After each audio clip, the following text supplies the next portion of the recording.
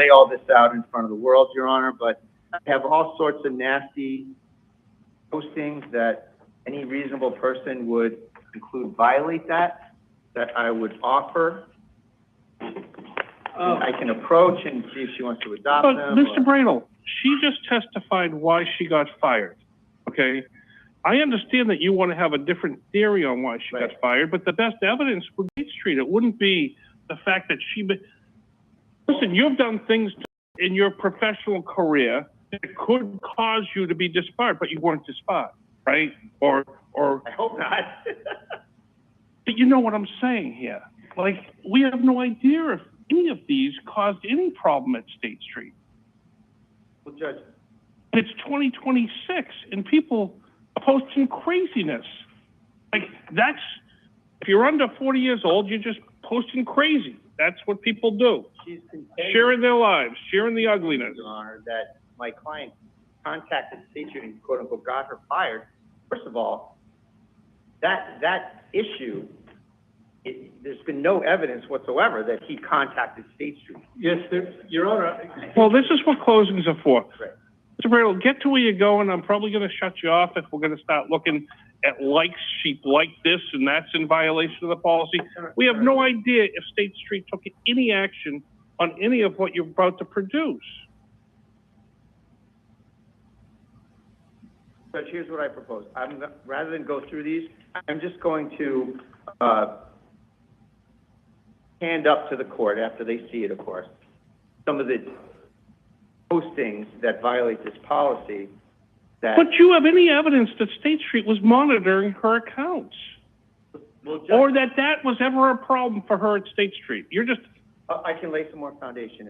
Are you just speculating that this is what caused her demise? Well, Judge, she's saying that it was my client contacting them.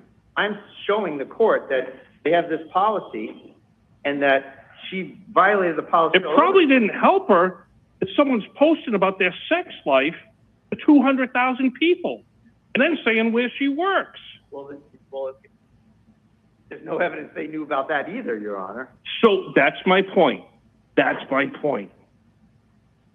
So what are you trying to establish here? I'm trying to establish that she herself, her posting, she wants to talk about my client's postings, but we have her posting. You can introduce them. We're not going through them line by line. All I want to do is just offer them. Just offer them. They're allowed. Over your objection. Thank you, Judge. Yeah, and they may not even be her, Judge. They could be from his burner accounts that his expert says are his. So they are what they are. It's not, is what it is. It might not even be my post, though. So these are all of the postings that we would contend that she had posted that violate that policy and are the likely source of why she got fired for what she was doing. So I would offer those for that reason, Your Honor. I'm going to allow them in, and I'll with a grain of salt. What weight do you think they're worth, Judge?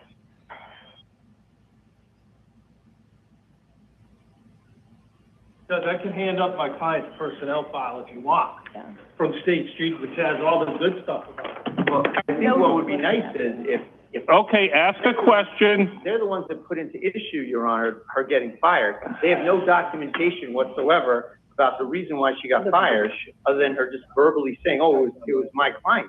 Testimony is evidence.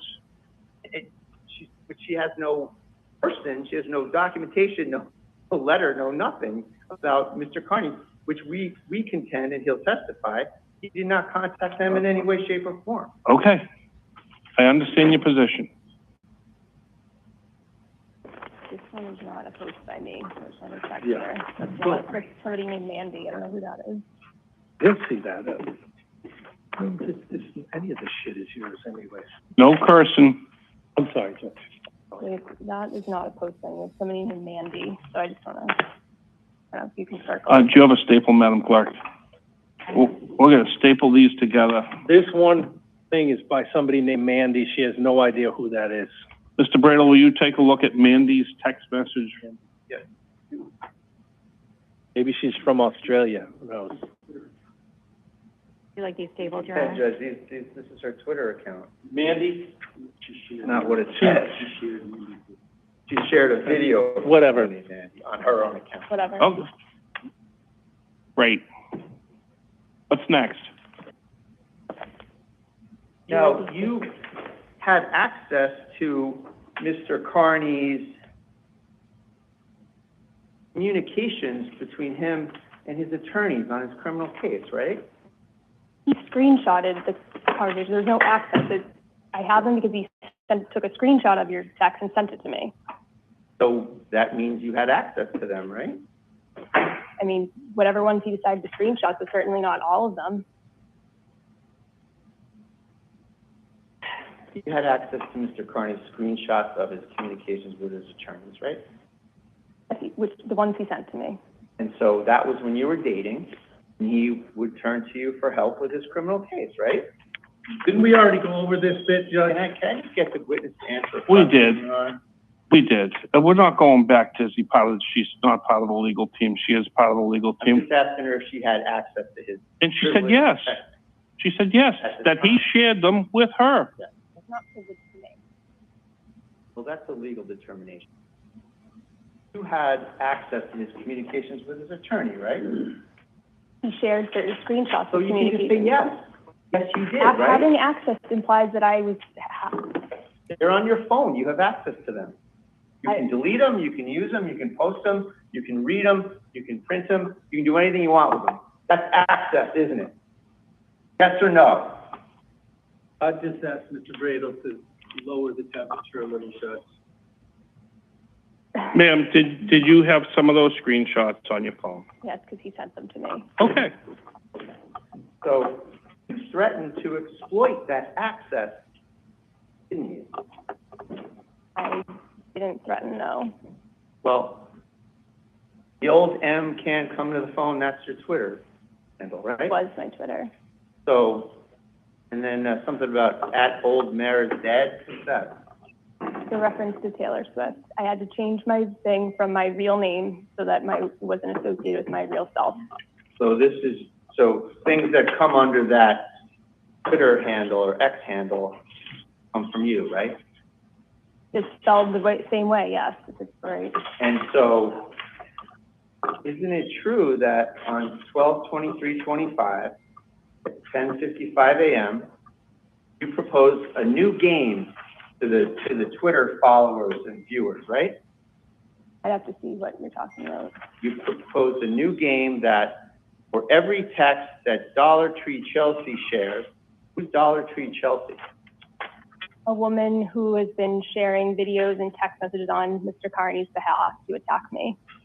So this is a person who is connected or dating Mr. Kearney, is that right? I have no idea what their relationship is, but he uses her to attack me. And you call her, and you know that he uses her? How do you know he uses her? Because she's sharing videos and texts effect? that she only could have gotten from him, and she has admitted, and she has sent me messages threatening me with videos that Aidan sent her. Do you have all those? In my binder, yeah. Binders, They're in evidence. So you said that for every text that this Chelsea woman shares, 5 new Betterow and Bradle texts shall be posted, right? Correct. It Is that says what you she's said? sharing sexual messages that she got from Mr. Kearney. I would tell the truth by sharing messages he sent with me.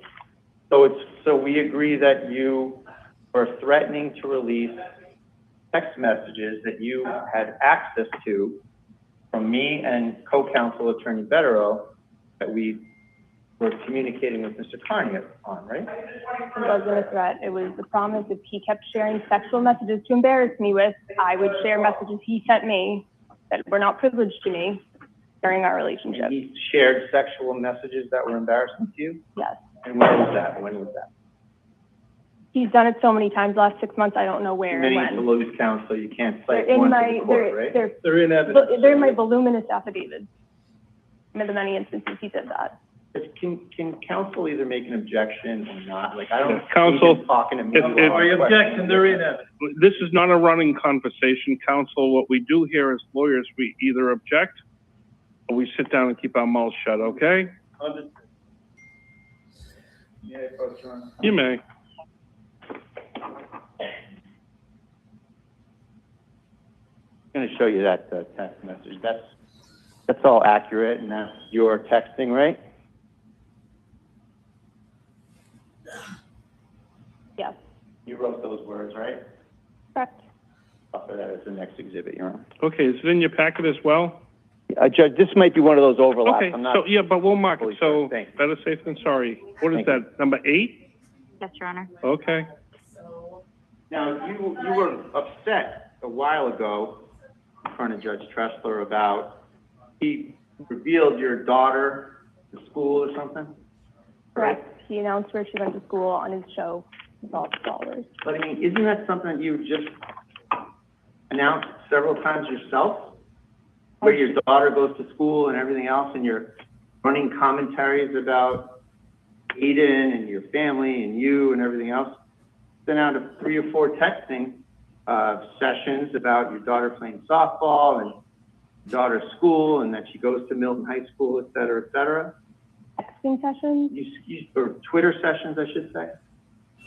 I You want me to show them to you? had posted a while ago sharing that we won the championship, but that was, I mean, again, that's on my platform where I have a lot less followers than him, and wasn't done the way Mr. Kearney was doing it. And you have 14,000 followers, right? A lot less than his 200,000. So you share with 14,000 people where your daughter goes to high school. 7/22/25, August 31/25. A couple other times too, right? I'm sharing a nice photo of her winning the championship, not on a show that was talking about her and saying that she was a bad kid like your clients did. There's a difference. Well, talking about her and saying she's a bad kid is not what you said in your affidavit, is it? He said that she was bad because she was swearing at me, and that it was like, he was implying that I was a bad mom and she was like a mouthy kid. Well, that sounds like it's more about you than your daughter, isn't it? It's not accurate. He's trying to make me out to be a bad parent, and that's why we had fake DCF reports. He knew what he was Is that doing. relative to your doing cocaine with your daughter home? No. What was the allegation in the fake DCF? That crazy that I was abandoning my daughter, who was 15, to go to the Kearney trial at hearings, and I was out all the time partying and was neglecting her. That's what the DCF report said. And were you? No, I barely go out. So you follow Mr. Kearney's postings and on Twitter and his YouTube show and everything, right? As little as I can, because it's not good for my mental health, but others share things, yeah. But you just can't resist, can you? You Yeah. follow everything, don't you? Oh, well, the question. Not everything, but when it's crossed now into affecting my employment and like my real life, it's not, you can't just log off and not follow it when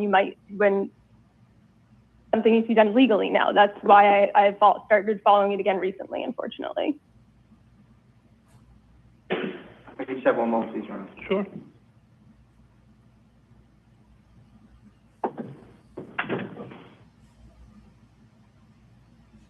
Now, Mr. Kearney has tried several times to ask you to stop posting, stop doing things. He's implored people, leave Meredith alone, right?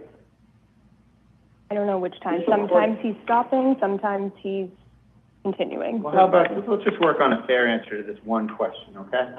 Mr. Kearney has several times reached out to people, leave Meredith alone, let's not do this, et cetera, hasn't it? I don't know that actually happened. He told me he did, You may approach. What's the date? 12/24/25, Your Honor. I'll show you this, ma'am. Is this before or after he got on and was talking about their sex acts after they broke up? One moment, I'll answer that, Your Honor.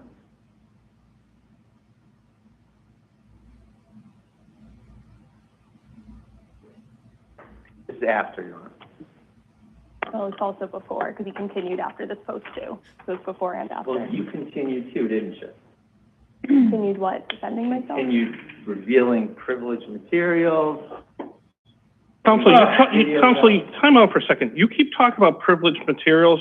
He has the privilege. If he's releasing them, she's under no obligation. Just so we're really clear, if he got ordered to do something and he releases them to her, how does she know that there's a court order or that there's a privilege? And her testimony is he's giving her the information and she now has it on her phone. He's the one.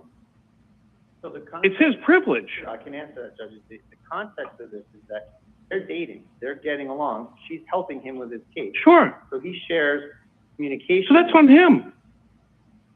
On him is one thing, Judge, but sharing them to the public is quite another, and it goes to coercive control. No, I get that, but when you say privileged, she's under no court obligation. You talked about grand jury minutes or whatever. Right. She's under no obligation whatsoever. I agree. Because he's the one who dumped him on her. Right, I agree with you. Okay. But she's under an obligation. The only thing I take umbrage with is you keep calling it privileged as if she did something wrong. As an identifier, you know. Okay. Okay, so I got it. You can keep using privilege, and I'll know that they're not privileged. And I'm offering it on coercive control. I got you. How about I'll say attorney-client communication. Sure. All right. Attorney-client communication. You're threatening to release those, do other videos where you're threatening to up the ante and release more, and you ain't seen nothing yet. Is this argument or a question? Isn't that some of the things Sure. you said? We just talked about this. Objection. Overruled. Sit down. Haven't you said things to that effect? I don't recall. You don't recall? Okay, well, we can plan.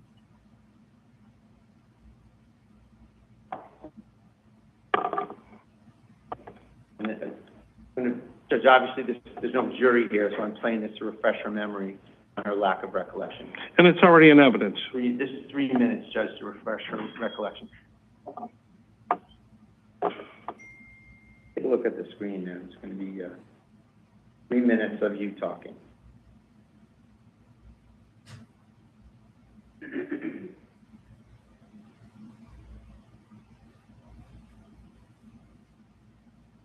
Waiting for the TV to catch up, Your Honor.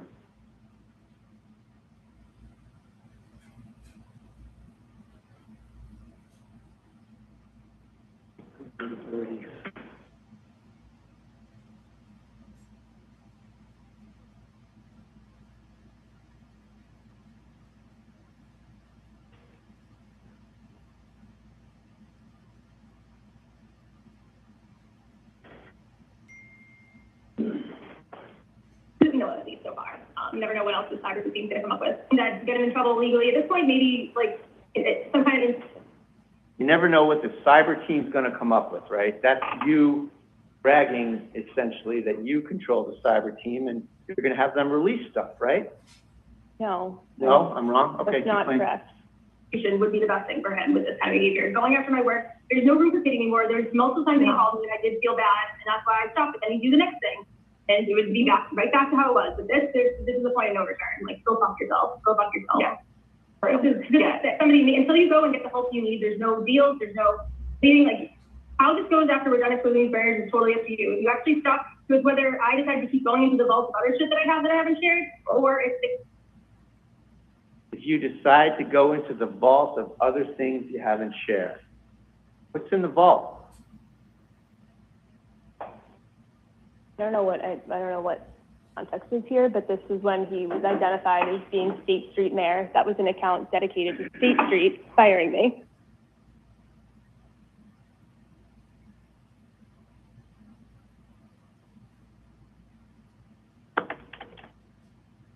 Oh, ma'am, you say you don't know the context? It's your video, it's your context, right? It was 4 months ago, before I did what your client asked and left social media. So what's the stash of material that you're threatening to release from? It's releasing the truth of the relationship and what he did in the relationship. Releasing text messages to prove that what he's telling people is lies.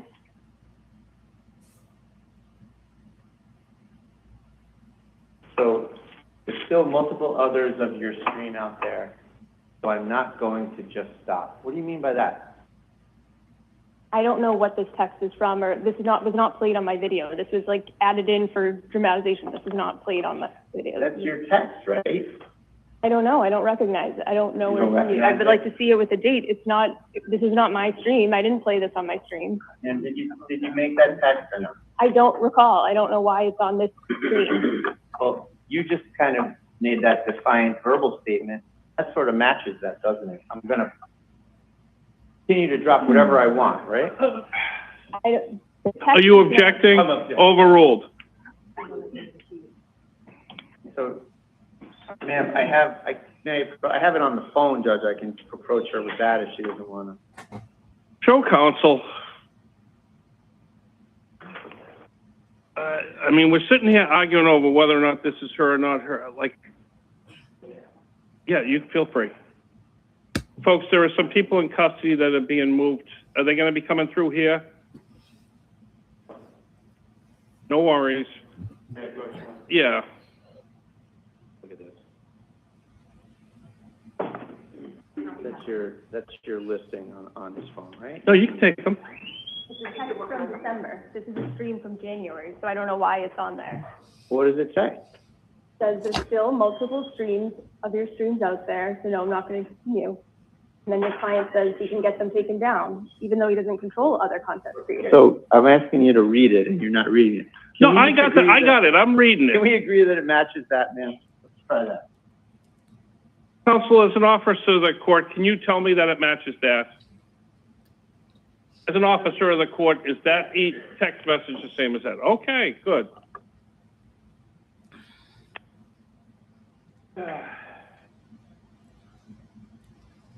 So that's what you were, that was your text, and that's evidence of your state of mind about him, right?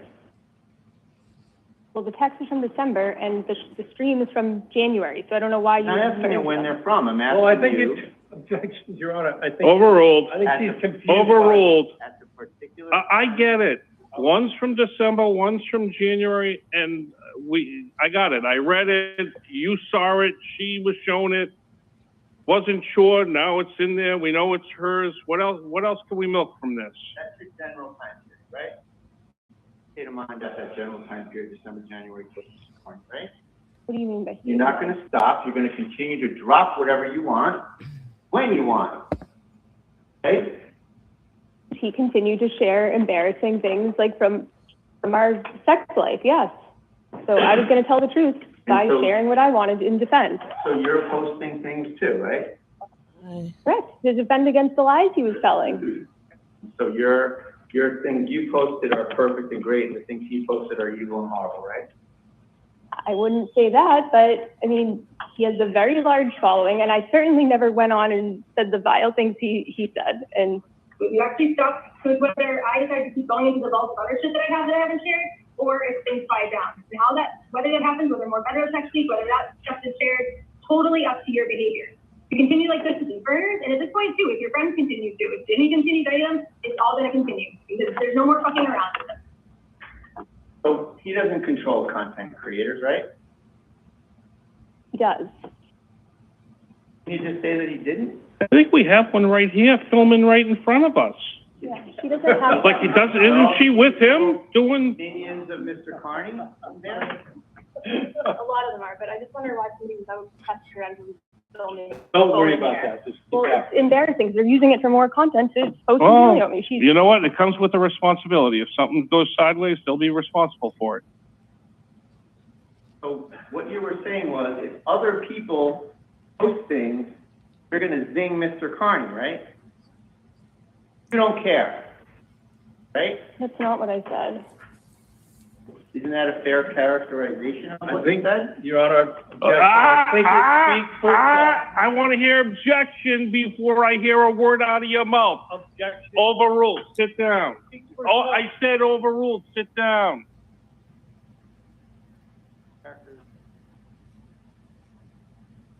No, because I was with him for 2 years. I saw how he controlled what the others did. They did exactly what he wanted, or they stopped doing what he wanted. So I knew when things were coming out, especially when they were texts that only came from him, it was him directing it so he could play the victim. Didn't you just say 2 minutes ago that he doesn't control the content creators? I was being sarcastic because the text says, he says, I can get anything taken down you want. I was complaining to him about the streams that were still up by others, and he said, I can get anything taken down you want, talking about others YouTubers. All right, let's talk about that. Let's talk about that.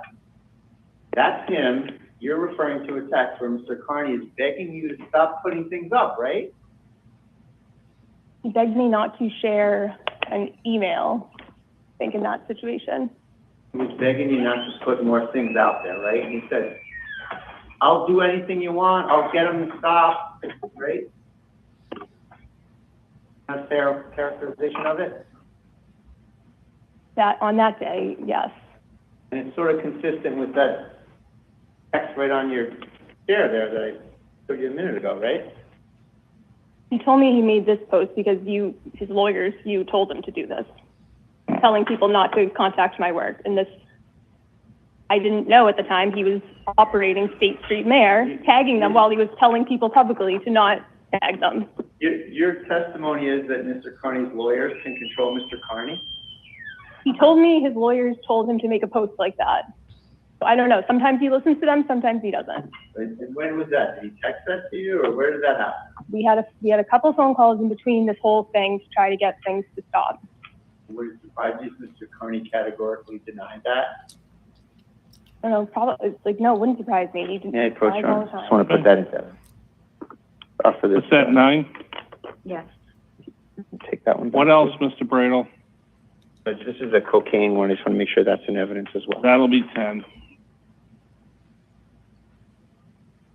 There's no more fucking around and making deals if you don't follow the direct line of case. Any speech from anything from Jimmy, any mention of me, and Jeff, even if you stop, then it's not stopping. More better texts can leak, more other stuff. They count. There's no more pity. Like, there's no more pity. More better texts can leak, so it sounds like you're controlling leakage of these attorney-client communications. Is that what you're proposing? I'm not controlling them and they're not privileged to me. Well, if you're leaking them at will, aren't you controlling them? I don't know, what do you mean by control? You just try to stay into the mic, man, like you can't quite. Sorry, I don't understand what you mean by. So, ma'am, if he had them and you had them, how did these other people get them? He shared his attorney-client privileges with other people too, and we have Okay. evidence of that in there. He shared it with other people, and there's texts of him getting mad at others for sharing them. He shares everything with everyone. So it's just so we have it right, and your testimony is that Kearney would compromise his superior court case by putting out his own attorney-client communication just to get you? No, he shared them with other individuals, like Nicholas Miller, who also posted them on the internet. I'm not the only one. He shares my attorney. Or used to, right? You mean used to. He used to share them with me, but then after he shared them with other people who have also been sharing them. But you shared them, right? I have shared a couple that don't relate to any open case. The only ones that I shared relate to a matter that was dropped months before they were shared. They weren't legal strategy. It was you and your other counsel mocking one of Mr. Kearney's other victims. Cut to the chase, your purpose in doing that was to control him, right? No, it was to show what he's like because he was on his large platform defaming me. And I think if you show what he's really like, that makes people question the source. I was trying to defend myself. I'm sorry, finish. That's it. Video shows that you're threatening to keep releasing things. If he continued making burner accounts called State Street and targeting my employer, yes, that's what the whole show was about. It was about revealing that he was behind the burner accounts trying to get me fired. So if he continued to do that, then I would continue to share my side of the story. That's But even if someone, you say he, but whoever contacts your employer, I mean, they have to have some substance to it, right? When they contact your employer? I don't know what the whole process was, but I was told it was specifically because of the reputational risk from him and his followers constantly tagging in the social media afterward. That's why I was offered severance, and it was kind of like they wouldn't, I specifically told I did not break any company policies. My personnel file confirms that. But you're saying that you were fired, but you didn't do anything wrong? Correct, that's what I was And you're told. even saying that State Street said you didn't do anything wrong, but you're fired. They said I didn't violate any company policies. Do you have a letter to that effect? We had a termination phone call that somebody else was witness to who was here today, and I got my employee file, which shows all good reviews, no disciplinary actions, Sure, you have a nothing. great history. And I would give it to the judge, but I don't want, it has to be impounded because I have other legal matters, and I don't want you and your client sharing it on the internet. So, hold on. Can I have a moment here? Yeah.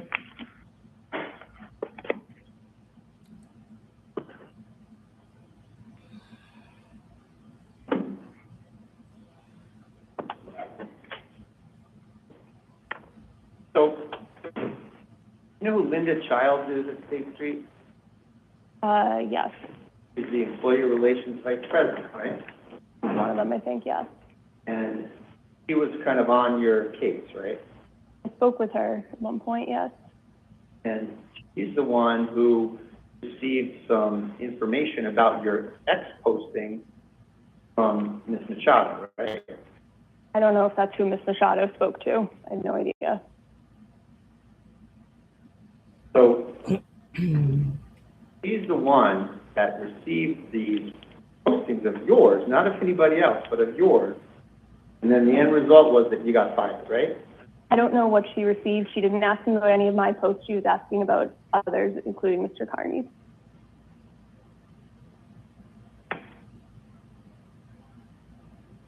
In fact, State Street asked Ms. Machado for your, Who is Miss Machado? the person that contacted. She's right there, Judge. One of her, she's here with him. Yeah, She's a reporter reporting on the case. You're Not a she's reporter. his friend. She calls him her best friend. Counsel, this line of question is not helping your case. I gotta tell you. Because you just told me, and I'm learning it for the first time, that the source was over there to State Street? a journalist, Judge, who. Sure. reports on the Yeah, no, I got it. I got it. to follow. That's great. That's great. That's a wonderful thing. I can address anything you want about what your concern is. Where is this going? But she's contending that she was fired for no violation of any policy, and she did nothing wrong, but yet she's still fired. We're taking issue with that. That's all. Okay, move on. In fact, Ms. Machado, prior to her contacting State Street, you posted videos of her, didn't you? Okay, we're outside the round. Ask another question. We're not going there. We're bringing now third parties in. You're concerned that if there's something. Leave it alone, Mr. Bradle. Leave it alone, and let's go back to the restraining order. I want to hear how either she's in fear or not fear, or he's in fear or not fear, and that's where we are right now. We have all sorts of manipulation. We're at the fear element, and the question is he afraid of her, or is she afraid of him? That's where we are. Here's the next question on that exact point. The reason you're saying these things in your video is to shut him up, right? It's been asked and answered. She said the reason she did it is to get that other stuff out of there so he would stop. She's testified to that now at least 10 times. She has said that was the reason. Something that get him in trouble legally. Whoa, video? Yeah.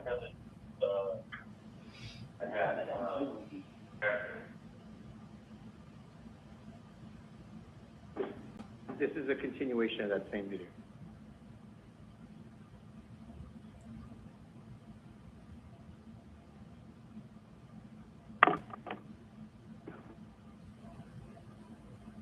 Some kind of institution would be the best thing for him with this kind of behavior. Going after my work, there's no room for sitting anymore. There's multiple times they called me and I did feel bad, and that's why I stopped. But then you do the next thing, and it would be right back to how it was. But this is the point of no return. Like, go fuck yourself.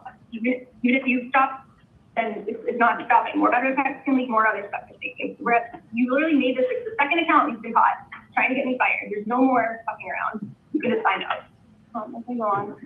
So what you're referring to there is that he tagged things relative to State Street, is that right? He contacted them. Is that in the post that he contacted them? The account is called State Street Mayor. What else would he be doing? And he did also make separate posts tagging them, but it's called State Street Mayor. So that State Street comes up when he's associating this account with my photo on it with State Street, where I work, and posting horrible things. So the mission was accomplished. He knows what he was doing with that. Man, that's not contacting State Street, is it? He did contact them too by tagging them. State Street is behind the social media account that he tagged on that burner account dedicated to me.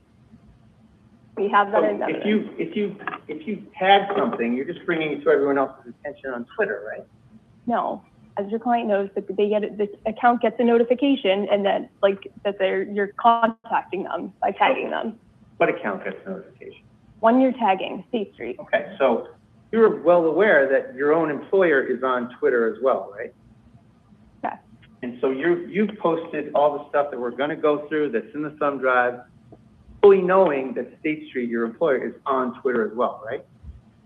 It's a huge company. Whoever's on the State Street is probably not the big person I'm working with, but yes, but I also didn't associate myself with State Street ever on my social media. But you saw the policy, it doesn't matter. If you like certain things, that's an issue for State Street, isn't it, according to the policy? If you're sharing like racist things, or you like, yes, you and you're caught, like, even if you're not saying you're like, I'm doing this on behalf of State Street, that can be bad, yes. It said also that if you like things regardless of State Street, that could still get you in trouble too, right? Hold on, is that an objection? Yes. Sustained. So ma'am, your State Street is already on Twitter, and so if Mr. Kearney, Sustained. everything you post is available to be viewed by State Street, right? Objection. She's answered it. The answer is yes, but she wasn't tagged. And all she was saying is the difference between tagging someone and posting. If you tag it, it goes in their inbox. If you don't tag it, it's just out in the stratosphere with people who don't have anything better to do than to be online reading other people's posts. Right? Am I right? Thank you. Move on.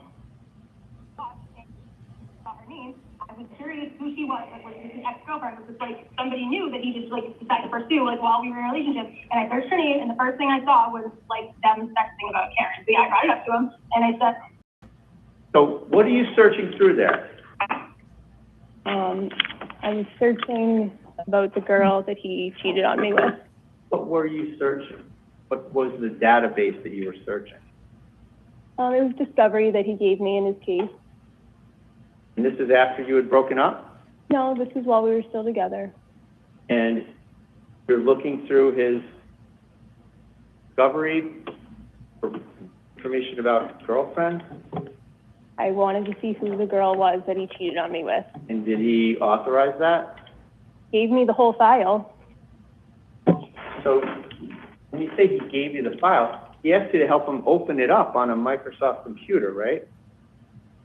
He also had me download it, extract it, and he actually had me look through it to find useful stuff. For what? For, I don't remember what it was at the time. For but his case, right? no, it was for going after one of the Alberts, I think, is why he wanted me to look something that he didn't have on his new phone. Useful stuff for witnesses against him in his case, right? Useful stuff to intimidate them, yeah. Not to go ferret through his devices for your own purposes, right? Like, what do you think Karen think about this? There was, like, no, like... Sorry, can you repeat that? He didn't give you anything to say you could ferret through it for any ammo you might want to find against him, did he? He never said what I could or couldn't do with it. He gave it to me. And you kept it, and you retained access to it after you broke up, right? He still had me access on the Google Drive, but he didn't remove it until December when I told the Holden police that he needed to remove me from it after I'd already asked him myself to remove me. So is that a yes? But I kept it? No, he didn't revoke my access. You retained your access after you broke up, and you looked into it and used it after you broke up, right?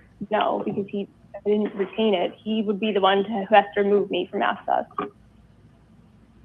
Had access to it after the breakup, right? Yeah, because he didn't remove my access. And you used it after the breakup, right? No. You stole his data after you broke up. No. Objection, stole his data, Judge. He gave it to the world. But it's an objection, it's not testimony. Sustained. Stole his data after. Sustained, I said. Oh, I'm sorry. I guess, I wanted to hear what I'm saying here. Yes, he knew what, like, no threat, like, it was, like, I don't know, maybe it was, I wanted to hear what I'm saying here. Yes, he knew Meredith knew exactly what he was doing, blah, blah, blah, whining about sharing better effects. Well, maybe don't fuck with me. Maybe don't keep fucking with me. And just, one more thing on her, and then I'll let you talk. There's the whole thing where she, like, openly admitted to calling my work this week. Like, do you think that, like, this is, again, she's not smart at all. You really, if you don't like what I'm saying. So she openly admitted to calling your work. He's not a she, right? Right, but I was talking about Jess Machado in that clip. I wasn't talking about your client. So you were mad at Ms. Machado for calling State Street, right? He said she called them and that Aidan was aware And on her show. So being aware is being involved, being aware of something? We're all aware of a lot of things, aren't we? He said he knew what she was doing and that it was a good idea, and then she provided instructions on her show on how for other people to go and call them and make a report. And where did she say that? On one, she streams like 3 times a day, so I don't know which show it is, but So you happen to maybe see that on one of her shows? She said that? many people have sent me the clips. I have it for another And I'm police sure it's in matter. your thumb drive then, right? Death in the Shadow isn't the one I'm trying to get a restraining order on right now, So it's not in your thumb drive? because Death in the Shadow has nothing to do with this right now. You're the one bringing her into the This city is ordinance. another example of you trying to hold him accountable for actions of a third party, right? Objection, Your Honor. Sustained. You're upset about someone else on State Street, not Objection, Mr. Your Kearney, Honor. correct? No, I'll allow that question. Yes, in this clip, I'm upset about it, because when I was That's with my him for answer is, you can say yes or no, and it's yes, is that right? he's used her to go after other ex-girlfriends before too. With him Now, for 2 years. and which is basically just your own words. Can you imagine if you actually did? Can you do me a favor and ask the court's permission before you just hit the Oh, I'm play sorry, button? John. It's kind of rude.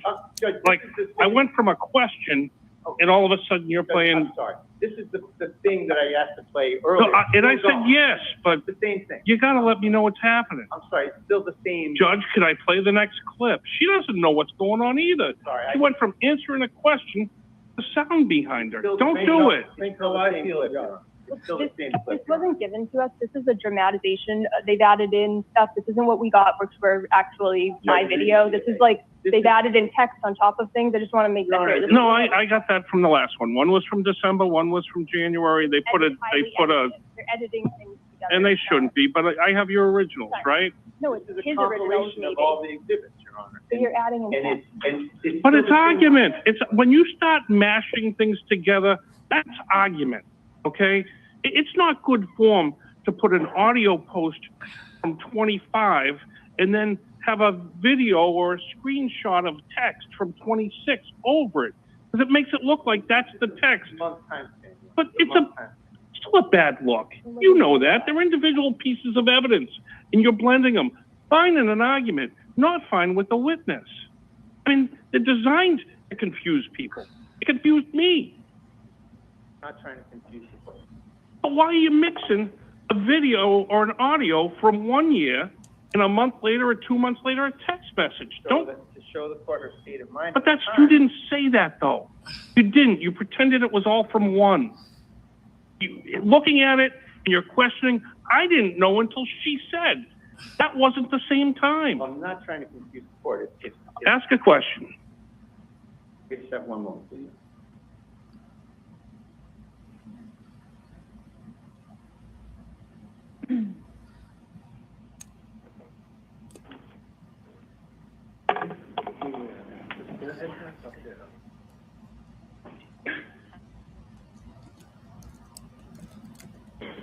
Five-minute recess. All right. All law enforcement personnel, please step outside.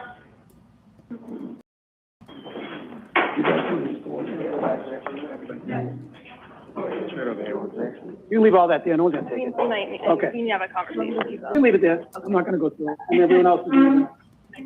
You can take whatever you want. You gotta go out there, you gotta go out to the belly of the beast. Will you be my escort? No. Where's the rest? Out there. You need to go to the restroom. Okay, I'll be right.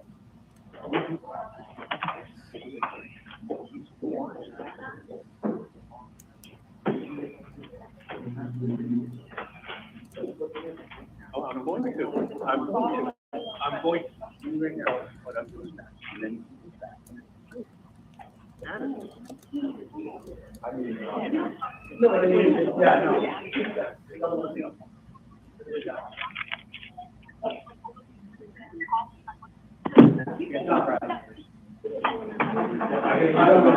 I'll be right back. All right, I'm gonna go out Yeah. there. I have to go, but I'll track it out. Yeah. Somebody goes. What are you taking versus leaving? I just wanted to know. I'm gonna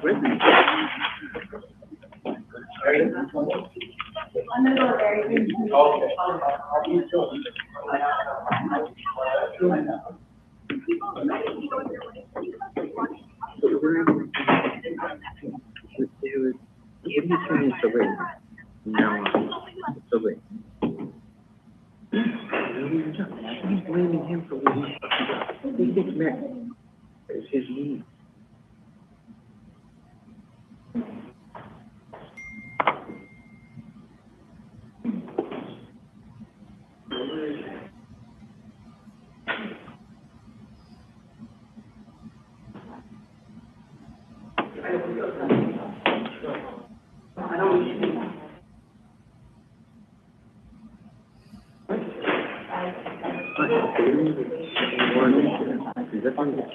Okay, what are the points you want me to make?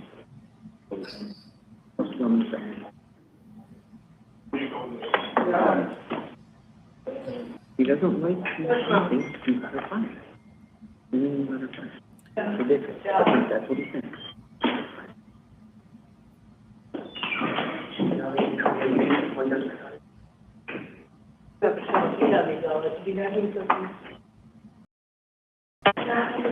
You already did that. Oh, show me that. Show it.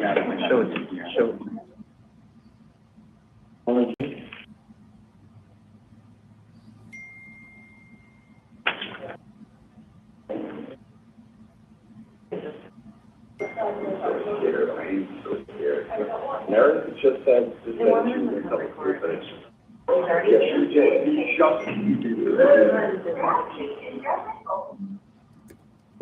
How did that help you? Well, why the fuck didn't we play in order? Why didn't we play in order?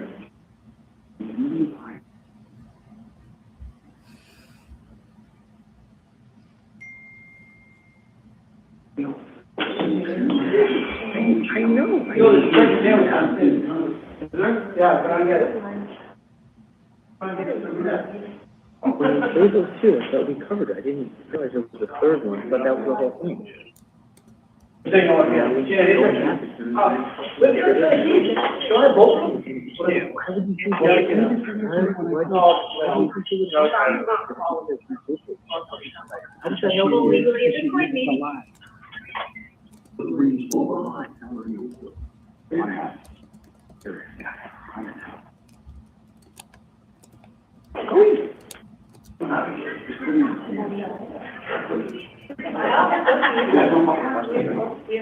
Alright, we're gonna use our paragraph. Are they still going upstairs, Kelly? Yeah.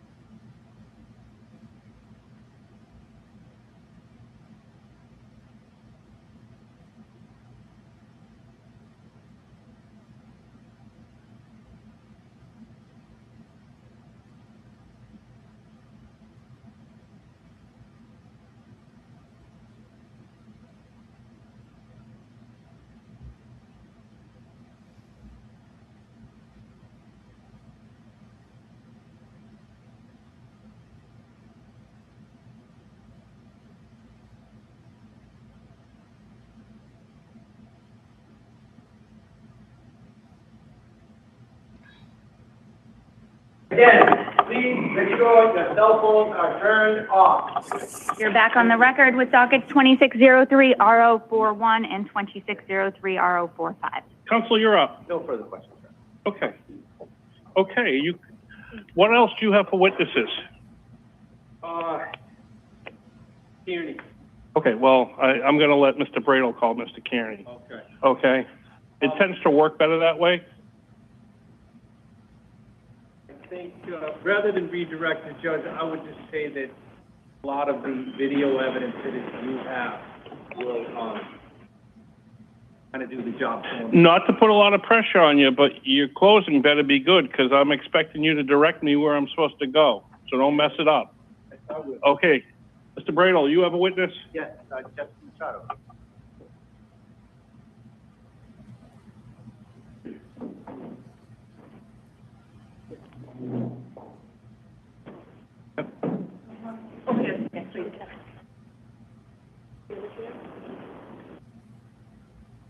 Please raise your right hand. Do you solemnly swear and affirm that the testimony you're about to provide before the panel will be true? I do. Thank you. Please state your name. Jessica Machado. You may. Good afternoon. Good afternoon, attorney. And you just spelled your name and said your name. Of course. Jessica, Jessica Machado, Machado. And what do you do for a living? I'm an independent journalist. And give us a little more of a description of your journalism. Sure. As an independent journalist that I started in January of 2025, I wide range from court reporting. I covered the Kearney trial. I covered the Kelsey Fitzsimmons trial. I have also covered all of Mr. Kearney's hearings. I do some writing that I publish on my Substack. And I also have a YouTube channel that I present on there as well. Great. And just to give us a little bit of biographical background of you, education, family, where you live, just the town, et cetera. Sure. I'm from Somerset, Massachusetts. I'm married. I have 3 children. I live there with my husband, my children, my mom, and my dog.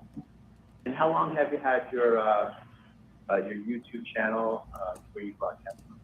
I believe I started that in September of last year. In terms of covering the court strike, then, Mr. Kearney has a court case in Norfolk Superior, correct? Yes.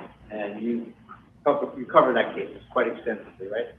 My first coverage of that was when he was arrested. And you also cover the Kearney case in Norfolk as well. Correct. And have you gotten to know some of the various players here in terms of O'Neill, Kearney, and others? Yes, I have. Now, at some point, did you follow Ms. O'Neill's posting online relative to Mr. Kearney? Yes. When did you generally start to take notice? Well, I've always been privy to her posts, but with scrutiny, I would say post-breakup. What do you mean privy to her post? What is that? Well, Ms. O'Neill was the girlfriend of Mr. Kearney, so she was a very public figure. She was with him at all court hearings. She was a part of his YouTube presentations, spoken about frequently. So I knew of her. I frequented her posts, watched what she said and did, which was mostly pro-Kearney at the time. And when she was dating? Yes. And she was a witness in Mr. Kearney's earlier trial. That was a restraining order case in the district court, right? Correct. So you covered that as well? I did. And at some point, not to make too much of it, but there was an antagonistic relationship that developed between yourself and O'Neill at some point, right? Correct. When was that roughly in the whole scene? I would say around the time that their relationship became, ended and became public. Was that like end of 25, or what are we talking about? I'm going to say it was like in the summer, post Karen Reed. Summer 25, right? Correct. Like fall of 2025, As right? best I can say, yeah. And what happened with respect to you and Ms. O'Neill in terms of an antagonism coming up? I would say that I highlighted some of her postings about Mr. Kearney on my social media platforms. Stop you there. Yes. And just in a nutshell, just a brief nutshell, what was it about those postings that you were highlighting? I think the disparity of her feelings about Mr. Kearney as opposed to what they used to be was interesting to my audience. So I would share that. When she had different views from her prior views? Correct. At some point, were you on the receiving end of some, postings on Ms. O'Neill? I was. And when did that first start? I can't recall, but I'm going to say sometime around the fall of 2025. Was this, would you say that Mr. Kearney was on the receiving end of the same kind of post to your observation? Yes. Did that happen to you before Mr. Kearney or after Mr. Kearney or around the same time or what? After Mr. Kearney. I don't recall seeing anything prior to that. Right. And when roughly did that start? In the fall of 2025. Fall 2025. What was the nature of the postings that Ms. O'Neill directed at you? Again, just in a nutshell. Your Honor, is this about Mr. Kearney or about Ms. Machado? I don't know. I'm trying to figure that out myself. Have a seat. At some point, Mr. Bradel, I assume this is going to become relevant. We're 10 minutes in and I haven't heard a question that has anything to do with what's going on here. Can we move ahead? Yeah. What did Ms. O'Neill post that made you take some action on? Specifically, Ms. O'Neill posted a video on her X account that I determined had been edited to purport that I was anti-Semitic. Just for clarification, you did ask, Ms. O'Neill had posted many things about me. I did not object or have any issue with those whatsoever. I didn't even report them to Twitter or X, for that matter. But a particular video was of concern to me. What did you do when that video came out? I went to State Street online and I took a look at their social media policy to see if what she had posted about me could have been in violation of the policy. You saw on the screen, you were in the courtroom, you saw the policy that was up on the wall, right? Yes. Up on the screen, right? Yes. Is that the policy you're referring to? It is. And did you contact her? I did. And did that have anything to do with Mr. Kearney? Did not. He was not aware that I did it. Did you reach out to a woman who was the executive vice president for personnel or thereabouts?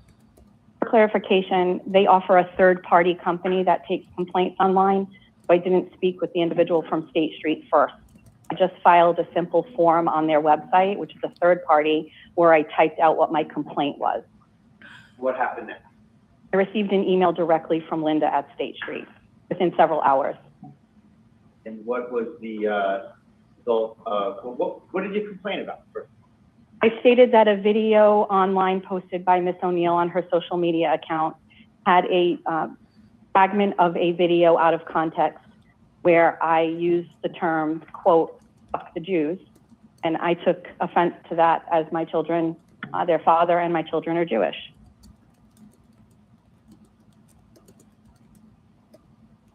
After you lodged this complaint with State Street, what happened with respect to any further communications or actions to your knowledge?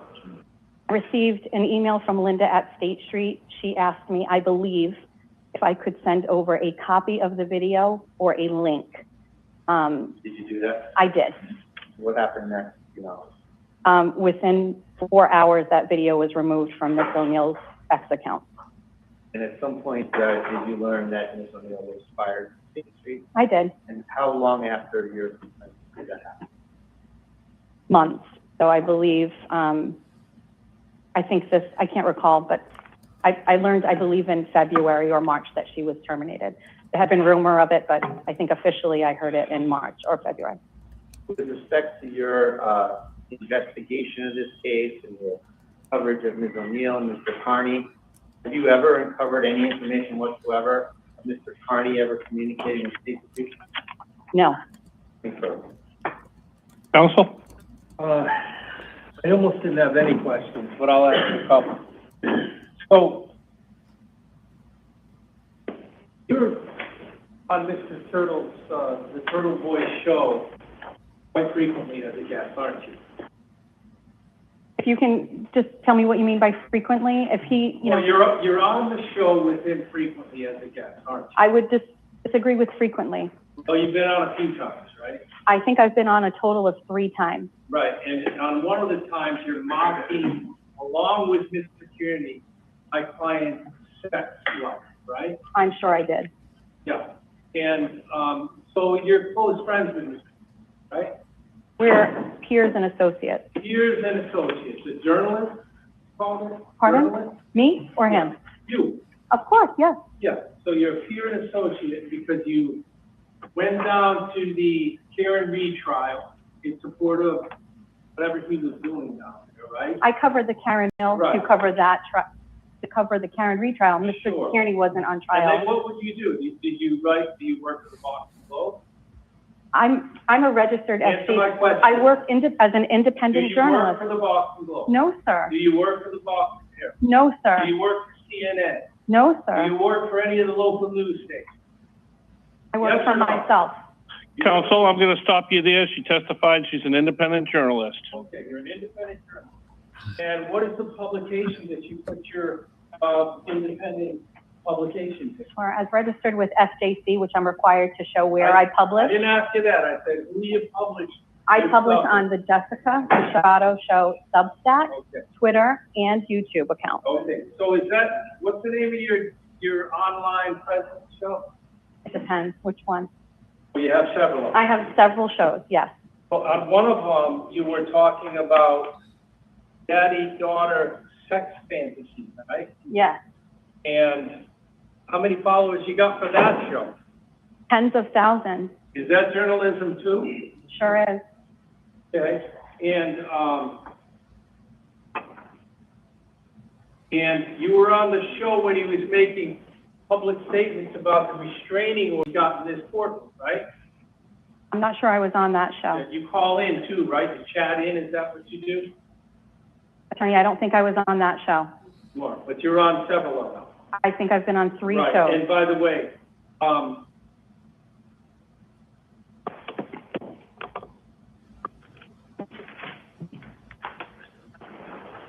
I have nothing further.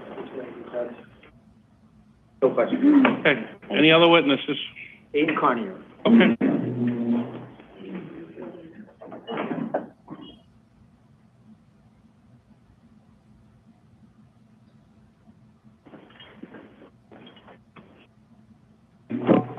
Please raise your right hand. Do you solemnly swear and affirm that the information you're about to provide before the Honorable Court is the truth, so help you God? I do. May I inquire? You may. Good afternoon, sir. State your name, spell your last name. My name's Aidan Kearney, AIDAN KEARNEY. What do you do for a living, sir? Independent journalist. And where do you release your shows and write-ins and concerts? I have a website I publish articles on called tvdailynews.com. I share those to that website on my various social media outlets, Twitter, Facebook, and YouTube. Tell the court a little bit, just in a nutshell, about your educational, social background. Just say the town where you live. So I'm from Worcester, Massachusetts. I'm a graduate of University of Massachusetts Amherst. I was a high school teacher for 11 years before I started my own website, trying to make a name for myself as a journalist. I ended up gaining success, quit my job as a journalist, I quit my job as a teacher, and I've been doing this full time since 2014. And you're an investigative journalist, is that a fair characterization? That's correct. Just 2 or 3 cases, what are some of the bigger cases that you've been heavily involved in terms of breaking the story? Most infamously, the Karen Reed case, which was not getting much coverage before I began to shine a spotlight on it. I've also done other major stories involving the state police, including a woman in 2017 who had her police report altered at the behest of the Worcester District Attorney. There was another story in 2018 involving a state trooper named Leah Genduso, who I discovered was a drug dealer and a money launderer. And I wrote about that, and she ended up getting terminated as a result of it. So I do a lot of stories like that, but I'm also a satirist. So I wear several hats. I'm a journalist, a satirist, and an activist. I write about stories, I take strong positions on them, and I do my show where I satirize it and I make jokes and have fun. And it's fair to say that when you investigate people and satirize them, make enemies. Yes, that's correct. And here we are in a case where Meredith O'Neill has sought to get a restraining order on you, and you're trying to get a restraining order on her relative to coercive control, correct? That's correct. When did you first meet this Meredith O'Neill? I first began communicating with Meredith O'Neill when she messaged me while I was incarcerated in December of 2023.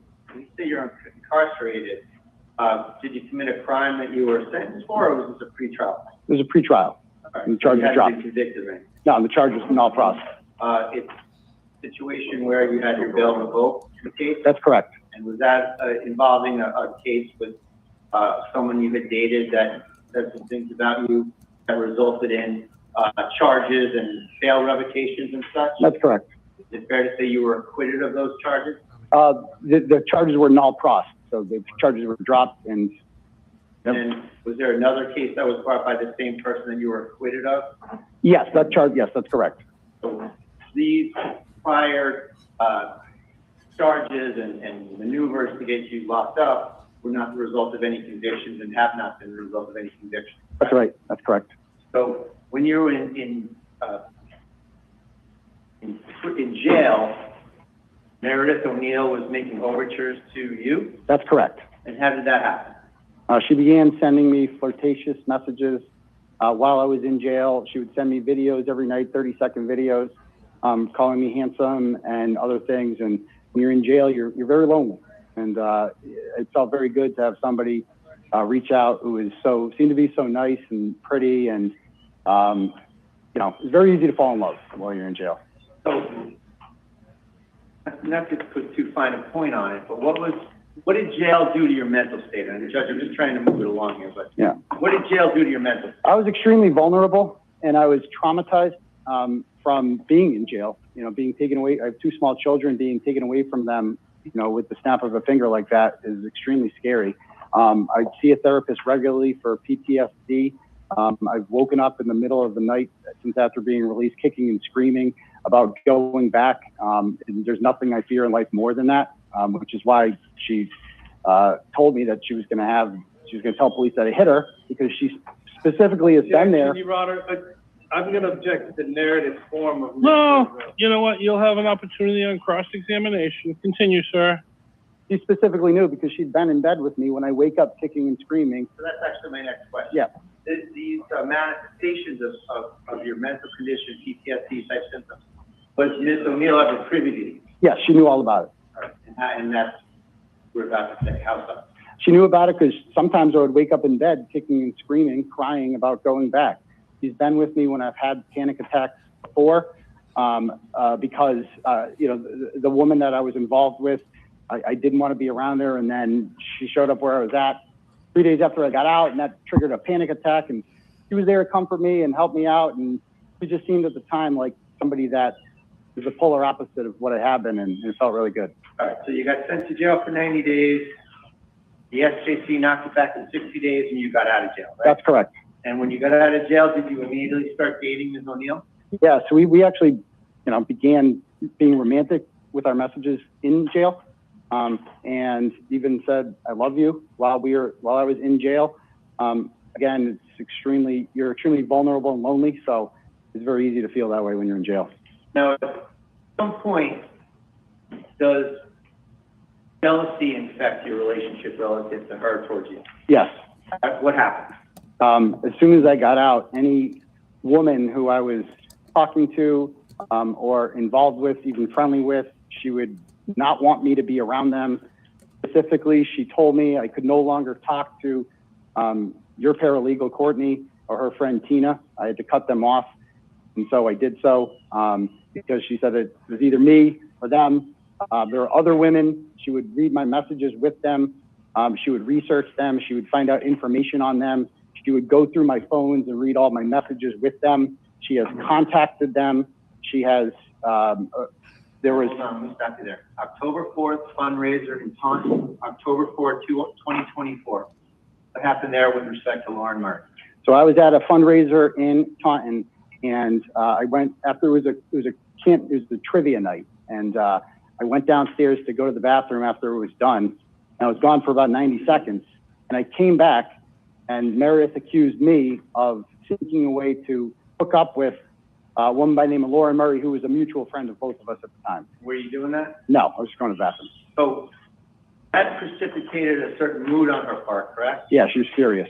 And were you driving home with her that night? She drove my car home that night. Did something happen in the car that caused you to be placed in fear? Very much. What was that? She was driving erratically. She accelerated extremely fast, almost like a race car driver, weaving in and out of traffic, going well over 100 miles an hour in my vehicle. And I just remember being in the front seat and like holding on to the side of the door and just being scared, like for my life, because I wasn't in control of the vehicle and she was so angry. What was your state of mind about what she may have been trying to do right then and there? I was worried at any moment we were going to crash the car and I was going to die.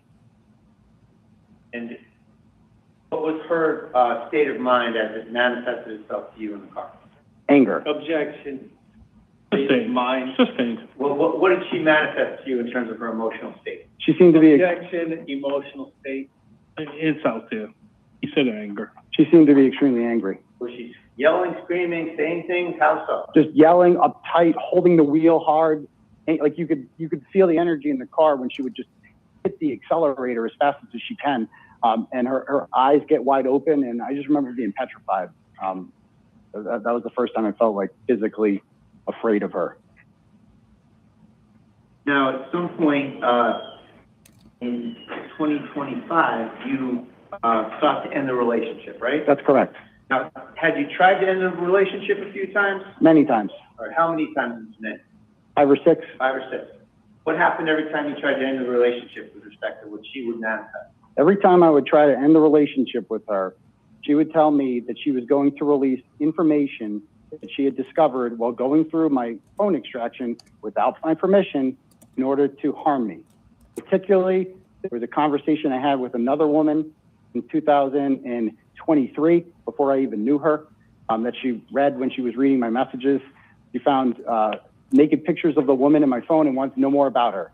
She read all of our messages, and she found a conversation in which we were fantasizing about having a threesome with a third woman. She took a video. Are those the texts that are in evidence where she mentions the word stumbled on, that she stumbled on certain items in those extractions? Yes, that's how she explained how she got them. When the court goes through that and you see the word she stumbled on, that's what it refers to? Yeah, the phone extraction was in my bag. I'd asked her to download it onto her Windows computer because it was not compatible with the Mac. And it was unsuccessful. That's what the text messages show, is unsuccessful. So I asked for it back. I had it in my bag. She hooked up my Apple Watch to my phone, found naked pictures of a woman, wanted to know more about her, and helped herself by going into my bag, taking my phone extraction out, downloading it, and reading all of the messages, and video recording a conversation between me and this other woman about having a sexual threesome with a third woman. And every time I tried to end and read what you said about her in those messages, I wonder what they're going to think of that. And so I felt coercively controlled to stay with her in the relationship because I feared what she would do if I ended things for good.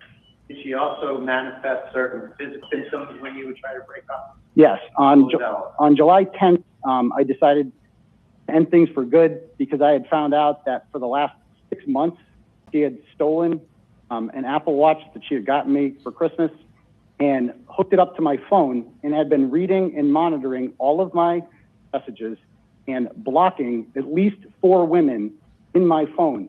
And she was doing it live, and I found out she was doing this on July 9th. I confronted her. She denied it, and I said, I can't be with you anymore. You're lying to me. But she said she wanted to come to my house on July 10th, pick up her stuff. Stop it. There's just a lot to take in. Yeah. Stop it right there. Without getting into too much of the technicalities of it, how did you figure out that she had your Apple Watch and was accessing? Well, you can just go on your cloud and you can see the data location of where it is. And so the watch was in her apartment in South Boston. It said it right on there, the exact address, and she would just deny it to me. This is after you broke up? No, this is while we were still together. And so was that one of the reasons why you broke up with her? That was the final straw. The surveillance relative to this Apple Watch? I felt like I was being surveilled the entire time. Now, on this July 10th date, July 10, 2025, correct? Correct. You wanted to finally end the relationship. Yes. And she reached out to you via text, did she not? That's correct. And what happened? She said that she wanted to come and get her stuff while I was left over, and I said, well, I don't want to see you, so I'll just leave it in the mailbox. And she agreed. And she came over, and when she did come over, I was out with my kids. Was there an issue with you babysitting at the time? Yeah, I was with my, You don't babysit your own kid. Was you watching your own child? yes, well, that was an incident in May in which I was, Stay safe, Mr. Bradle. yeah. She's done that world before. She has previously told me when I've Hope been, we're not playing this back to your wife. she's previously told me when I've watched my kids to get rid of them, drop them off with my ex-wife because we need to have a conversation about our relationship. So she constantly wanted to put herself before my children and deal with her emotional needs before them. Let me stop you right there. You saw her testify to this business that you said to her many times, I'm coming over, that's it, I don't care. Was that something that you did or was that something that she did? It was mostly something she did. The day that I said that to her, she was threatening to harm herself. And she had also threatened to release more sensitive and private sexual messages of mine and distribute them. So in a panic, I called her many times. She would answer. She's shown all the missed calls. She didn't show the ones that she answered. She would answer every 5 or 6 calls and just say, I'm going to do this. I'm going to hurt you. I'm going to do this to you. I'm going to release all these messages. And in a panic, I'm like, please don't. I begged her, please don't do this. Please don't do this. And she, nope, I'm doing it. The world deserves to know what kind of scumbag you are, that you're cheating on me. And I went over there and pleaded and begged with her not to do that.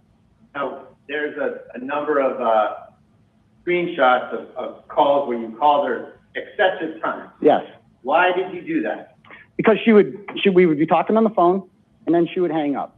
And then I would call many times in a row and then she would hang up. This was like a game she played. She could have blocked me whenever she wanted. This was almost like a cat and mouse game that she was playing with me. Were these times when you would call several times, was this related to the self-harm threat? Yes. And explain how. Well, on that day, she had threatened that she was going to harm herself. She'd also threatened that she was going to release all of my, like I said, the sexual messages with other women, intimate images. And I just felt that I had to do whatever I could to get her not to harm herself and harm me. Okay, back to July 10th. She says, I'm coming to your house, get rid of this child, right? Yes. In essence? Yes. Is that a fair characterization of her texting? Yeah, I said, I'm with my son. I don't want to see you. What happened? Well, she ended up, she finally acquiesced and said, fine, I'll just get my stuff. But then she said she had to go to the bathroom. And she knows the code to the house that I was renting at the time. Let me stop you. Are you there or did you leave? I was not there. I wasn't there. How do you know she had to go to the bathroom? Because she texted me and said I had to go to the bathroom. Can I use your bathroom? How did that come about? Because she said she was coming. It was a text message.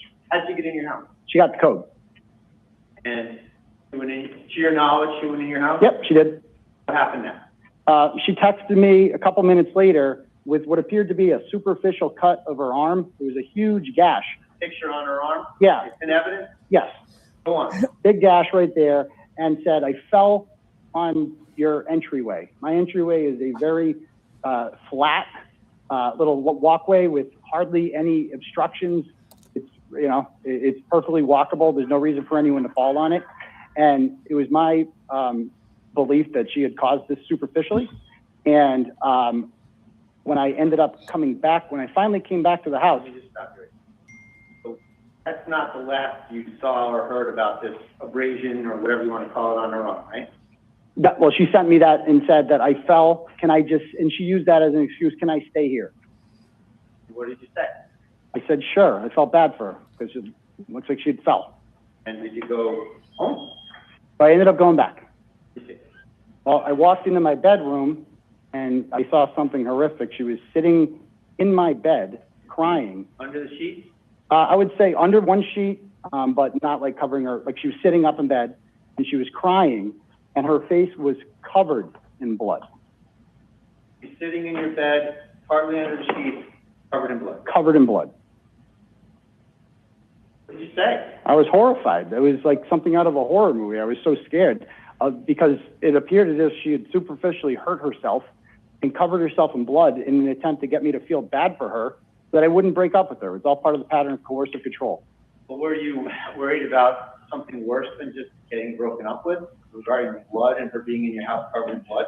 Well, yeah, I mean, I was constantly worried about what she was going to release about me, what she was going to post about me, how she was going to try to harm me. I'm out on bail. And she was an active part of my criminal defense team. I mean, I gave her access to everything, and I wondered what she was going to do to harm me because she was constantly threatening me with it. Had that ever come up in your relationship in terms of any references to the fact that you were out on bail and that something could happen to you? Yeah, she constantly pointed that out. Two examples. On the night of March 4th, 2025, we were coming back from the bar. She was extremely drunk.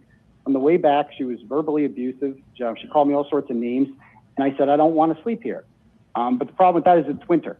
I tried sleeping in my car, and it was just too cold. She said, "Is this the night you saw the video of?" That's right. That's right. Why didn't you have your fob and your shoe that day? Well, she agreed to let me sleep on the couch, and about 1:30, I fell asleep. I woke up about 3 o'clock or so with her on top of me, and so I attempted to go into her room to get away from her, and she followed me in there and began filming me, apparently. I didn't know this until she released the videos on social media. She began filming me, and I wanted to leave. When she was filming? What was that? What were you doing when she was filming? I was trying to sleep. What? Yeah. So I ended up going, I said, I'm leaving. And I went and looked for my shoes to put them on, and there was only one shoe. And she was she was saying that, like, you know. Well, were you drunk? Did you throw your stuff all no. over your apartment and lose it yourself? I was the or most. Did something else happen? I was the much, I woke up and I had one shoe there and no key fob. I had left the key fob on the coffee table next to the couch, 2 shoes underneath it. There was only one shoe there and no key fob.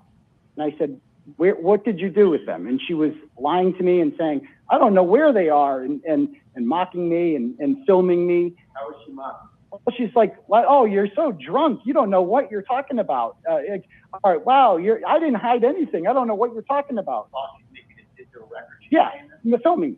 And so At one point you had a panic attack that we saw in the video, right? Right. Or whatever you want to call it. So when I What was that? so I felt trapped because I had no key and I had no shoe. And I went out in the hallway and I began filming myself, like document myself, because this is giving me flashbacks to the night that caused the bail revocation in the first place. Being in a woman's apartment, was drunk, making all sorts of accusations against me, and I feel unsafe and want to leave. What were the accusations she's making against you? Well, she ends up, she tells me a couple minutes later that I'm going to tell the police that you hit me. Because I wanted to leave, so I started filming myself in the hallway, and she said, and she came over while I was filming, and she said that I'm going to call the police and tell them that you hit me. What's the chronology of the night in terms of the threats to call the police, you having a panic attack on the floor, or filming it? What are the order of events? So after she tells me that she's going to send me to jail and say that I hit her, I have nowhere to go. So I go back into the apartment, and she agrees to let me sleep on the couch. But she continues to taunt me and say, I'm going to tell the police that you hit me. And I said, please, I have 2 kids and I love them so much. Isn't that a mirror image of exactly what happened to you the first time? Yes. The other woman? It's the exact same thing. When she's telling you that. That triggered all sorts of trauma. Again, because I went to jail for over the same exact accusation, which she was well aware of. And How do you know she's well aware of it? Because she's heavily involved in my life and my case. She knows everything. Talk about it with her? All the time. And what did she do with that information that particular night? She weaponized it against me to trigger a panic attack. Is that what we see you crying like a baby on the floor of her apartment? Yeah, and I was screaming, I can't go back, I can't go back. I had Video from her videoing you? Yeah, I had no idea she was taking that video because my face is in the ground. And she has since posted that video on November 26th on Twitter to humiliate me. That video has been viewed by millions of people specifically to humiliate me and harm my reputation. So she didn't help you, she's videoing you doing that night. That's correct. Now, let's go back to July 10th. What did you do when you saw this woman covered in blood in your bed? I said, are you okay? And she said, no, I just can't go home. I can't breathe. This is the thing she would say frequently in our text messages. I can't breathe. I can't be alone tonight. I can't be without you. You can't leave me. What did she say when you would try to break up with her relative to her physical condition? I can't breathe. That was whenever she thought I was going to break up with her, she would either threaten me or tell me that she couldn't breathe and was having a panic attack and couldn't leave my house. That was her excuse for not being able to drive. I can't breathe. So back to July 10th. What do you do when she's in your bed covered in blood? How does that play out? So I said, are you okay? And she's like, yeah, I just can't leave. I can't breathe. And she asked me, can I just stay here for tonight. And she tried to talk me out of not breaking up with her. We spent about 3 hours talking until she finally accepted the reality of it. And she asked if she could sleep over that night. And I said, yeah, but we can't be intimate because I don't want to lead you on. And she agreed. And she did try to be intimate with me. I rejected her advances. And the next morning on the 11th, she woke up, she left, and we were broken up for good. She cleaned the blood off her at any point? No, those sheets are permanently stained, unfortunately. Figuratively or literally? Literally. Now, you have stated that Ms. O'Neill took your data and uploaded it. How do you know that? Ask and answer, Judge. Okay. How do you know that, what you said previously? Because We're going to lead with an objection, though. We're not going to get up and argue. We're going to lead with an objection. Write that down on your desk. Object first. Objection, asked and answered. Overruled. so I when we got my phone extraction from the Commonwealth in my case, it was not compatible with the Mac, so I gave it to her because she had a Windows device that I had got her for Christmas, actually. And she attempted to log into her computer with that and download it, but in our text messages, it shows that she was unsuccessful at that. So she brought it back and gave it back to me. And then on January 30th, when I was at the gym, she hooked up my Apple Watch to my phone and began reading all of my messages with various women. And one of the women, she found pictures of her breasts. And she took a picture of that woman's breasts and distributed them not only to me, but to many, many, many other people. They're all over the internet now. So, are you familiar with the term revenge porn? Yes, And you've looked at that statute, et cetera? I am. Did she engage in revenge porn? She did. Relative to these Objection women? to the legal.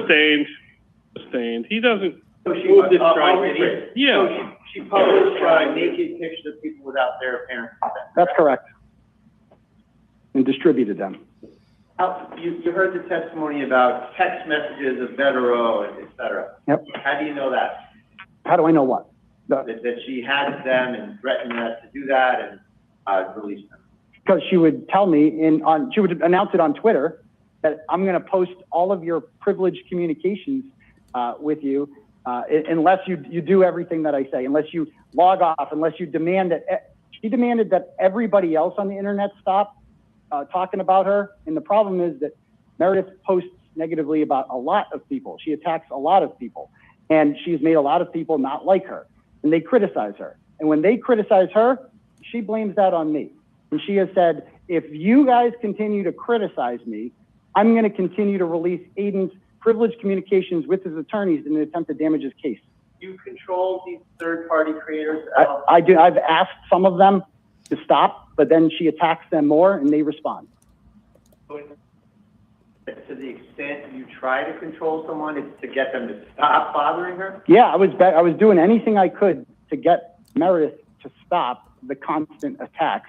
She went on a 4-month-long tirade on Twitter and on YouTube, posted all sorts of sensitive materials. She posted a video of my 8-year-old daughter crying that I had sent her in confidence because I was going through a divorce and my daughter was struggling with going to a new home. And I had sent her the video asking for parenting advice.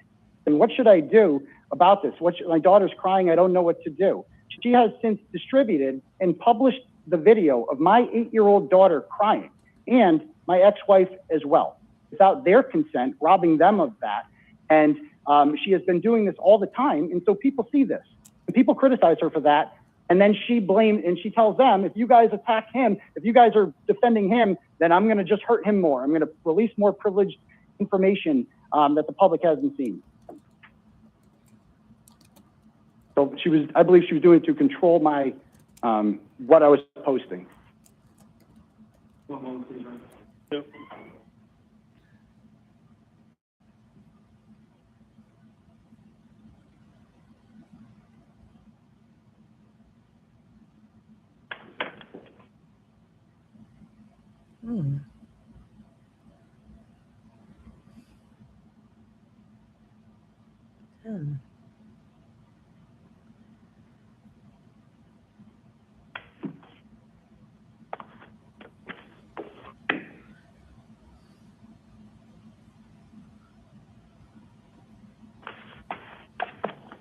sorry, I'm just trying to cut it down to the minimum. My notes here. We're staying here tonight until this is done, so it's your clock.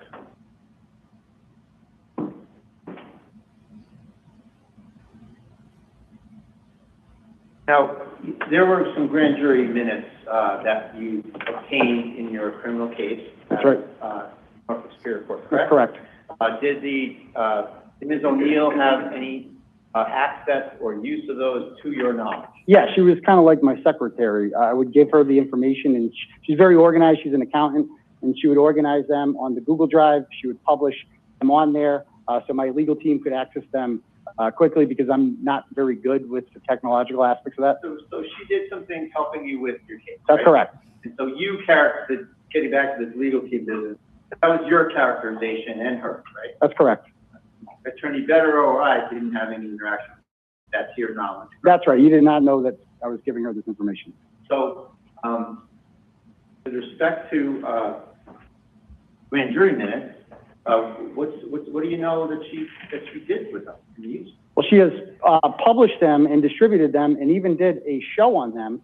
She had a show that she entitled "Savage Sunday in Pound Town," meaning that she was going to savagely, harm me. Those are her words? Yeah, she titled the episode "Savage Sunday in Pound Town." Wanted to go to unimpound town. That's correct. Meaning she wanted to. She was going to take all of the impounded documents, including grand jury minutes, including communications that we received in discovery from the Commonwealth that were under protective orders that I had given her to help organize on the Google Drive. And she said that because she was not under a protective order, she could do whatever she wants, and that she was going to hurt me that way and try to damage my case. And that's exactly what she did. She has since removed those videos. She has deleted all that evidence. Did she also claim to have a recording of Attorney Bettero? Yes, she did. What was the gist of that? In a couple of sentences. So she had run out of things to blackmail me with. She had run out of privileged communications to blackmail me with. So in late December, she claimed to have a recording of me and my attorney, Mark Bettero. Did she threaten to do something with it? Yeah, she posted it online she posted online several times that she was going to release this video unless I gave in to her demands. And did you ever create any such a recording? No, I didn't know what she was talking about, so I thought maybe she recorded me one time when I was with him. But in particular, one of the demands, I had to go to the Holden police and I had to tell them to drop the criminal complaint against her, or else she will release this recording of my attorney and I. Now, who's Jason Broyles? Jason Broyles was the person that was facilitating the extortion. I don't even know I don't know what that means. Sustained. I'll ask another question. Who is he just in general in relation to all these people? He's a person that both her and I know from the internet. He's the guy sitting in the front row there? That's him, yeah. Plaid shirt on? Yes, that's correct. All right. And so, at some point, did he interpose himself to moderate some dispute between you and Ms. O'Neill? That's right. He kind of made himself the mediator, saying he wanted to calm tensions between the two of us. Didn't work, sir. Didn't work. Nice try, though. Not only did it work, did it take a turn that created it took a turn into threatening behavior, didn't it? That's right. What did it take a turn into? It took a turn into, so he began to kind of be the person passing messages back and forth between us. And he said that she's going to keep doing this unless you go to the Holden police and you say he's here. Well, I have him in messages too. So we submitted them as evidence. These are in the thumb drive. Yeah. They're in the thumb drive. Yeah. They're already in evidence. Yeah. They're already in. So he can ask the question. Just a couple sentences to give significance to it. I mean, Yeah. So what did he say relative to just in the nutshell about what he wanted you to do? He said that her demands were that I refrain from posting about her, get other people to refrain from posting about her, and that I go to the Holden police and ask them and tell them that I no longer want to pursue criminal charges against her for wiretapping me. And in exchange, she would not stop posting about me but she would refrain from releasing this alleged recording between my attorney and I. Did you give in to that? No, I told Jason that I was going to go to the police and give in to his demands because I was afraid of what she would do. So I lied to Jason for about a week or so and told him that I had gone to the police and did that in the hopes that she would stop. And she did for a week because she thought I went there until the Holden police contacted her and had more questions. And she realized I had not asked them to stop being, and she then accelerated her attacks on me online.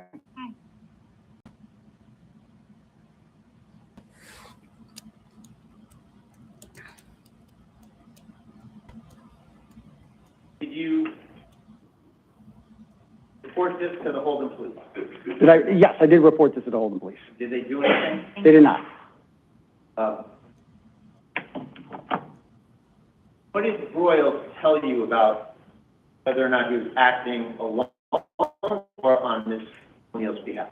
Well, he was acting as a mediator. You know, How do we know that? How do you know? Well, that's what he said. What did he say? Well, he said he was just passing messages between us trying to get this resolved. And how do you know this guy? I met him on the internet. To your knowledge, how does Meredith O'Neill know this guy? She met him on the internet. He loves to get involved in online drama. It's kind of what he's known for. He pretends to be a woman on social media, and his entire life is getting involved in other people's business. Now, two topics. When you were together, Is this your last topic? two short ones, Judge? You got 5 minutes. All right. Ms. O'Neill purchased a Netflix subscription during the time you were dating. That's right. Did she use that for let's say purposes outside of what you use Netflix for? Yes, after we broke up, yes. What did she do? She monitored me. So, How did you do that? well, she paid for an extra subscription that could be logged into at my house. And when we broke up, she never canceled the subscription. And apparently I was still logged into it on one of my devices. And in February, she made a Twitter post showing a log of what my 8-year-old son was watching on television and saying he's watching this many shows of Henry Danger. What a horrible parent he is for doing this. He just lets his kid watch all these shows. So she was monitoring my activity through this Netflix account. And she changed the name of the Netflix account. Instead of saying Aidan, it said Aidan fucked Lindsay. Is that something that a kid sees when he pulls up his mom and dad? Yes, my children could see that right in front of them when they went on their Netflix, on the Netflix account. Aidan fucked Lindsay. That happened in February of this year. Last topic. Last topic, Your Honor.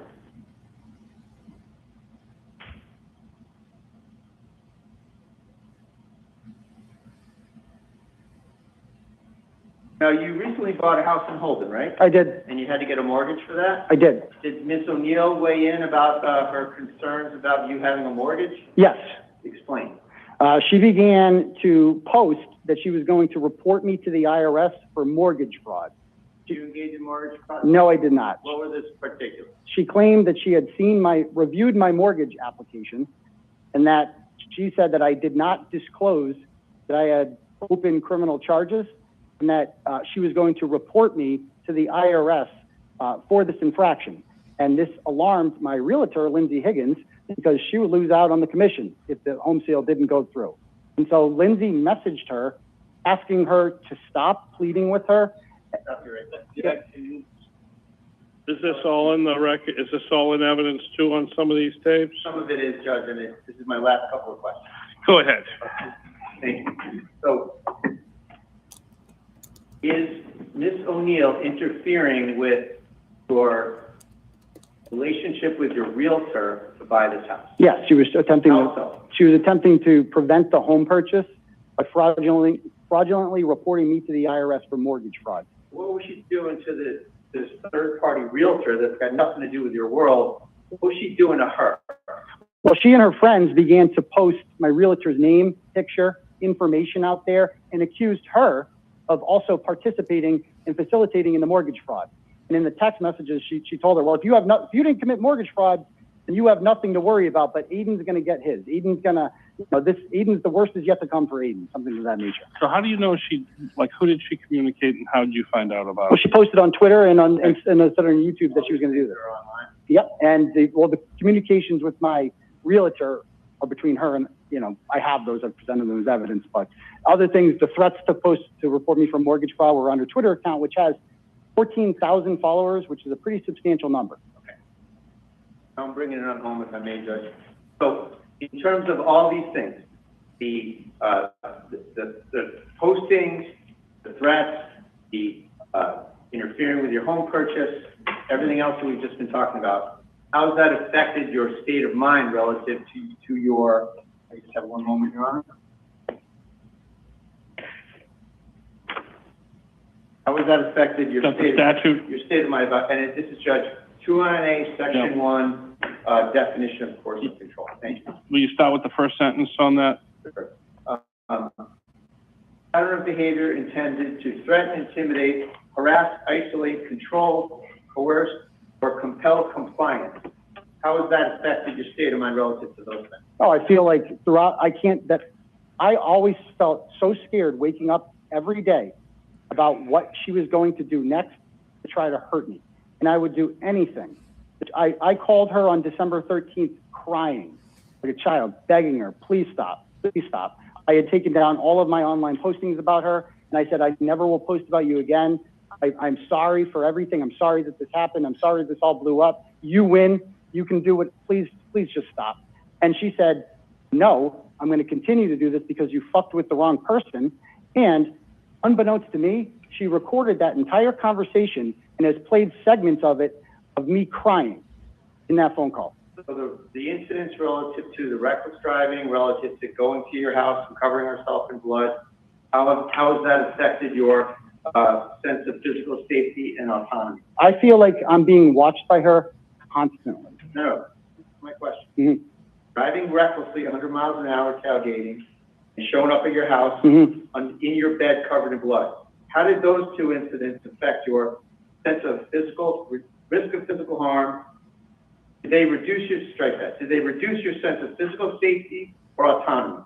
Yes. How so? Well, I was constantly in fear of what she was going to do next, what she was capable of, because she had superficially cut herself and covered in blood and, attempted to almost drive me off the road. I was scared for my life. So I didn't know what she was going to do next. And because she's monitoring me, I don't know where she is at all times. I'm constantly getting text messages that I believe are from her. So you were placed in fear? Yes. Is that it, Mr. Bradle? Yes, thank you. No. Okay, counsel, you got any cross? Yes.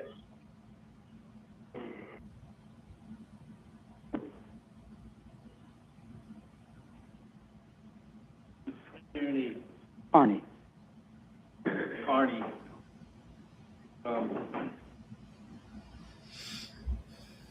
So, when did you buy your house?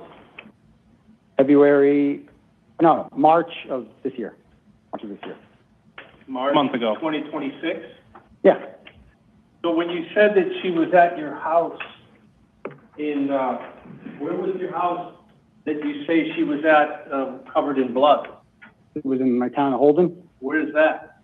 north of Worcester. Whose house was it? Your house? The house I was renting. Okay. And you had been dating her, what time of the year was it? 2024? 25? What's the question? What time of year is what? Was it 24 or 25? When what happened? When you saw her lying in blood in your house? That was July 10th, 2025. July 10th, 2025. When you got there, you were horrified by what you saw? Yes.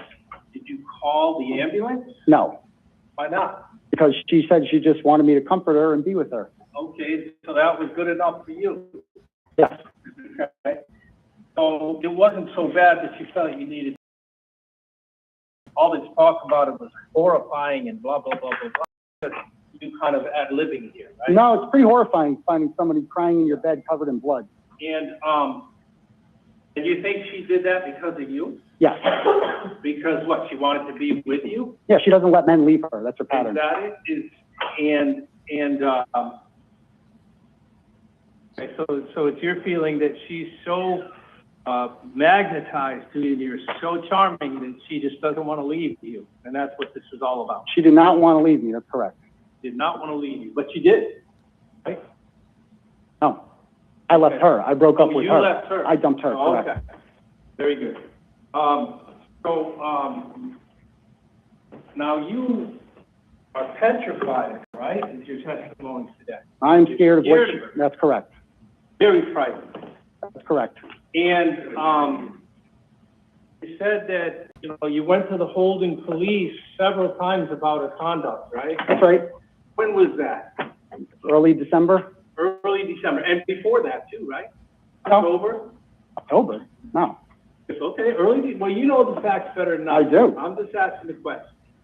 So in October, you go to the Holden police and you report, December, you in said. December, you go to the Holden police and you report, that, what? What did you I tell? reported a number of crimes. You said that she, and as a result of that, you have a crime man, right? That's correct. And that's out of what? Illegally recording a phone call? That's correct. Okay. But nothing about mortgage fraud? No, nothing about mortgage fraud. Nobody ever came to talk to you or investigate you about mortgage fraud, right? Not to my knowledge. And, nobody ever reported you for mortgage fraud? I don't know what she did. Well, She threatened to. well, nobody ever contacted you about mortgage fraud? No, but she threatened to, so. Okay, and at one point you testified that she stole your information. Now, you had created a Google Drive link, didn't you? What do you mean a Google Drive link? For your phone extraction. No, she uploaded that to the Google Okay, Drive. all right, so you asked her to create a Google Drive. Nope. So who created the Google Drive link? She uploaded the phone extraction to the Google Drive. At your request? I don't remember whose request it was. Well, But she you stored- told the Holden police that she did it, violated your quote-unquote attorney-client privilege and was sharing information, right? You told that to the Holden police, tried to get a criminal charge against her, right? I told her what? I told the Holden police what? Was my question not clear? No, it was not clear at all. Didn't you tell the Holden police that she had uploaded or was sharing this confidential information online about you? Yes, I told the Holden police that she had released. Right, and you tried to get a criminal charge against her. for That's doing correct. that, right? That's correct. And after they vetted it and looked at it, they said there's nothing here, and no charge came out, right? Not yet. Not yet. Not yet. But the police report indicates that there wasn't enough probable cause for them, because you had screenshotted her to upload the stuff to the Google Drive, right? I had screenshotted her, what? Yeah, you had screenshotted her the documents. to What put into documents? the Google. You sent her the extraction. You gave No, it to her. she stole the extraction out of my bag. Well, you gave her the extraction. No, she stole it. Okay, and then you asked her to upload it after. Nope, stole she it. admits in writing in a February 4th text Oh, message hold that, on, maybe my question is not clear. Yeah, what's the question? Yeah, my question is, did you ask Meredith to assist you to upload the documents into the Google Drive? yes, Okay, I asked her to. all right. Now, there were other people who had access to that Google Drive, wasn't there? My attorneys, yes, my legal Yes, defense your team. attorneys, Yeah. right? Yep, A lady named Miss Healy who got fired and then rehired by Mr. Brindle. That's right? untrue. This lady here, right? that is completely untrue. She was never fired by Mr. Okay. Bradle. Okay, and you also had, and that Google Drive, right, Mm-hmm. was public access, right? Absolutely not. Well, the day after I told you it was public access, and you changed it to confidential. It could only be public if someone sends you the link. Well, you changed it to restricted access. But no one every could- next day, right? No one could access it without sending the link, which I That's never my did. question. Did you change the Google Drive access from from public to private the very next day? It was not public. Did you change it to private? I changed the access so that only selected people would be able to read it, even if I sent it to them. Right. Prior to that, it was not public. You're acting like it's just out there. Well, if anybody Can I saw the answer your link, question? sir. Can I answer your question? You asked me if it was out there publicly. You could not just search for this and find it on your own. So if It had to someone be sent to you. Sure. So if someone gets the link to this Google Drive, they can access it and look at it. Yes, if Meredith sent it to them, they could absolutely do that. Right. You don't know if she did that. I do know that she did that. You do? I do. Okay. Well, that's your testimony. Oh, yeah, And that's part of why you're very afraid of her? of course. Okay. So. There were naked pictures of me on there and all sorts of intimate images. How did you get naked pictures in your legal team? Why? Because it's on my phone extraction. Okay. There's naked pictures of me and other women on the phone, all of whose privacy has been violated by Miss O'Neill when she distributed naked pictures of them. So who put those pictures? They're in my phone. Yeah, who put them there? You? I took pictures of them. Well, sometimes they would, Naked? yes, I took, yes, some people do that. You do regularly? Yes. You judging me? Just so I'm clear. Yes. So this one, Okay, I'm trying yes. to get the evidence. No. So, in December, why didn't you go in and apply for a restraining order against her in Leominster District Court, which handles holding? Leominster. Back in December, when you first went to the police? Because I wanted her to stop. Well, I hoped she would just stop. well, wanted her to stop. Well, Yep. in your affidavit here, sir, you say, in the second paragraph, don't you, that you submitted in getting your ex parte order. Honestly, a big reason. Hold on, there's no okay. question Okay, before well, you. okay.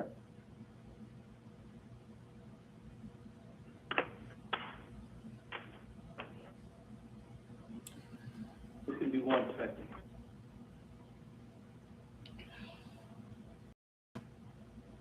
Okay, here we go. So, although Meredith, this is your paragraph 2 affidavit, right? That's right. Your full, updated affidavit. That's correct. Your supplemental affidavit. That's right. Right? Although Meredith has been harassing and tormenting me for some last 8 months, I was hesitant and scared to pursue a restraining order because I realized these hearings are public and that she would use the proceedings as a way to further torment me. That's correct. I knew she would mock me for this, Right. as the stigma of a man asking the court for an order of protection against a woman would be used by her to further harass me. I was hoping she would grow tired of harassing me and stop. But so basically what you're saying here is that you didn't want this thing to be public. Humiliating. Right.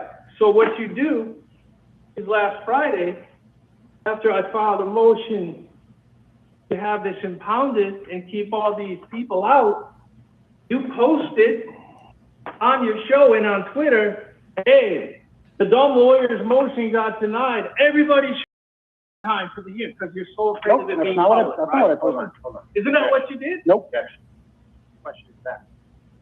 Well, I think it gets to credibility, and credibility is a live issue in every matter. Move on, counsel. Move on. I got your point. Remember, you're playing to me, not to a jury. Move on. So, Mr. Kearney, you also,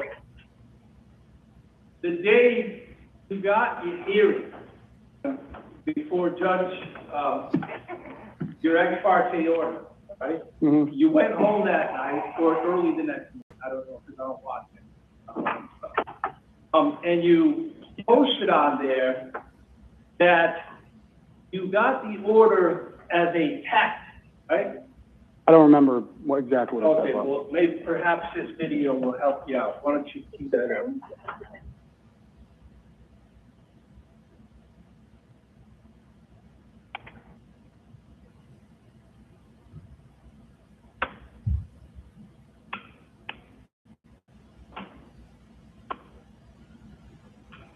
I assume we are. So, so I got yesterday a temporary order on her, and the judge is gonna hear my two-party hearing and her two-party hearing at the same time. And this is a tactic that I did 6 years ago when Krusty tried getting an order on me. Stop it. I got an order on her too. So, that's you going online because you're so afraid of her telling the whole world, or at least all the people in your echo chamber, that this is a tactic that you use. And you did it before in another restraining order when someone had one against you, right? Yes No, or no? that's not what I was saying. Is that your voice? Not what I was saying. Is that your voice? That is my voice. It's not what I'm Is saying. that you? I've already answered that. All We right. got it. It's So- on, so it's an exhibit, Would sir. you like me to explain what I was saying or no? No, I Okay. just want you to answer the question. Okay. Okay, so it's a tactic, right, by you What's the tactic? to get a restraining order? No, that's not the It's tactic. not. Okay. That's not what I meant. Then what's the tactic for, sir? I was saying- Because you want to get a court's order that she somehow accessed your private Nope. attorney-client stuff, divulged it, and therefore maybe get a motion to suppress or something down the road in your criminal matter? No. You seem to know a lot about the law, quoting the statute, coercive control, Yes. and all this, right? I You do. study hard, right? You're smart, you were a teacher, I was a teacher. right? Now, you also, flip the other video. The tactic referred to the courthouse. There's no vendor. question before you, sir. You asked. There's no question. Okay. Started from the. No, I chewed out Mr. Bradle for doing what you're doing right now. Judge, I would like to play some more audio. Can I do that? Let me ponder. Okay, I'll let you play some video. That was one clip that I kept playing, so give me a little break on that. And I'm gonna give Ms. Bradle a little break, because it was one clip. Judge, I am not as technically. No, you passed the same bar exam we all did. Go right ahead. So, before we play that, I got a question. You said that you testified at a hearing, before another judge, you testified at this hearing, and you testified and you scared, right? That's right. All right. And then you went on your show and you talked about this restraining order more than once, right? I've talked about the restraining order. And you talked about this case over the weekend. I always talked about my criminal matters. Yeah, and you talked about this particular restraining order last week on your show. Yes. A couple weeks before, well, about your order. No.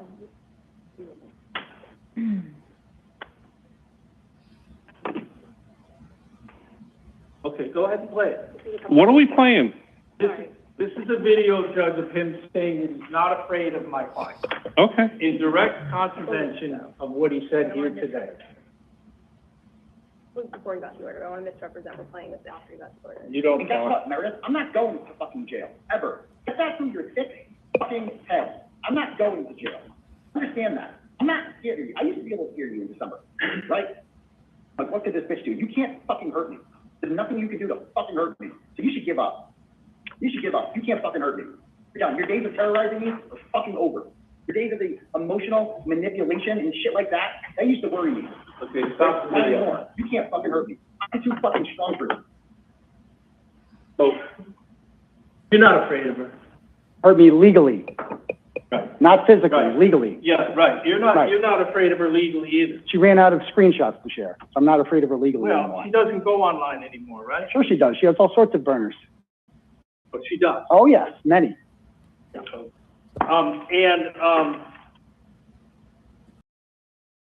Mr. Kearney, that video, that your lawyer played at Meredith's apartment, is it the same video where you're kicking and screaming, crying on the ground the same night? That's the final video, yeah. Is that the same night? That's the same night. Okay. But your video wasn't the complete video, it was just a little snippet, right? The crying on the ground video? So, yeah. That's her video. Yeah, what date was that? That was the morning of March 5th, 2025. Okay, and what about the night before when you're sitting on the stairs filming yourself? That was that night, The right? same night. Before. Night of- And you were drinking that night, right? I was drinking. Yes, how much? Here's, we'll drink. Well, but your words aren't clearly as articulate as they are now, right? Sure they were. I was very articulate in that You video. were slurring your speech. Absolutely not. She was. You were drunk. No, I wasn't drunk. You lost your shoe. Nope, she hit it. You lost your key fob. No, she stole Well, that. you're telling your story, she's telling hers. Well, that's what happened. It's a fact. Right. I didn't put I found my shoe in the cabin's the next day at 11:24, and I did not put, Question answer, question answer. We're gonna go back to basics here. You ask the question, you answer it, let them finish. I was, Told you to keep quiet.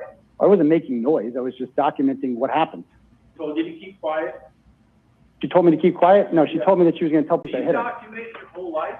I document a lot of it when I want to protect myself. To be able to finish the question. Yeah, counsel, ask the question and then Right. pause, take a couple breaths, I turn them purple there, let them answer, And when you answer, sir, just answer the question, and then you'll get another question, and that way we're not gonna be here at midnight. Right.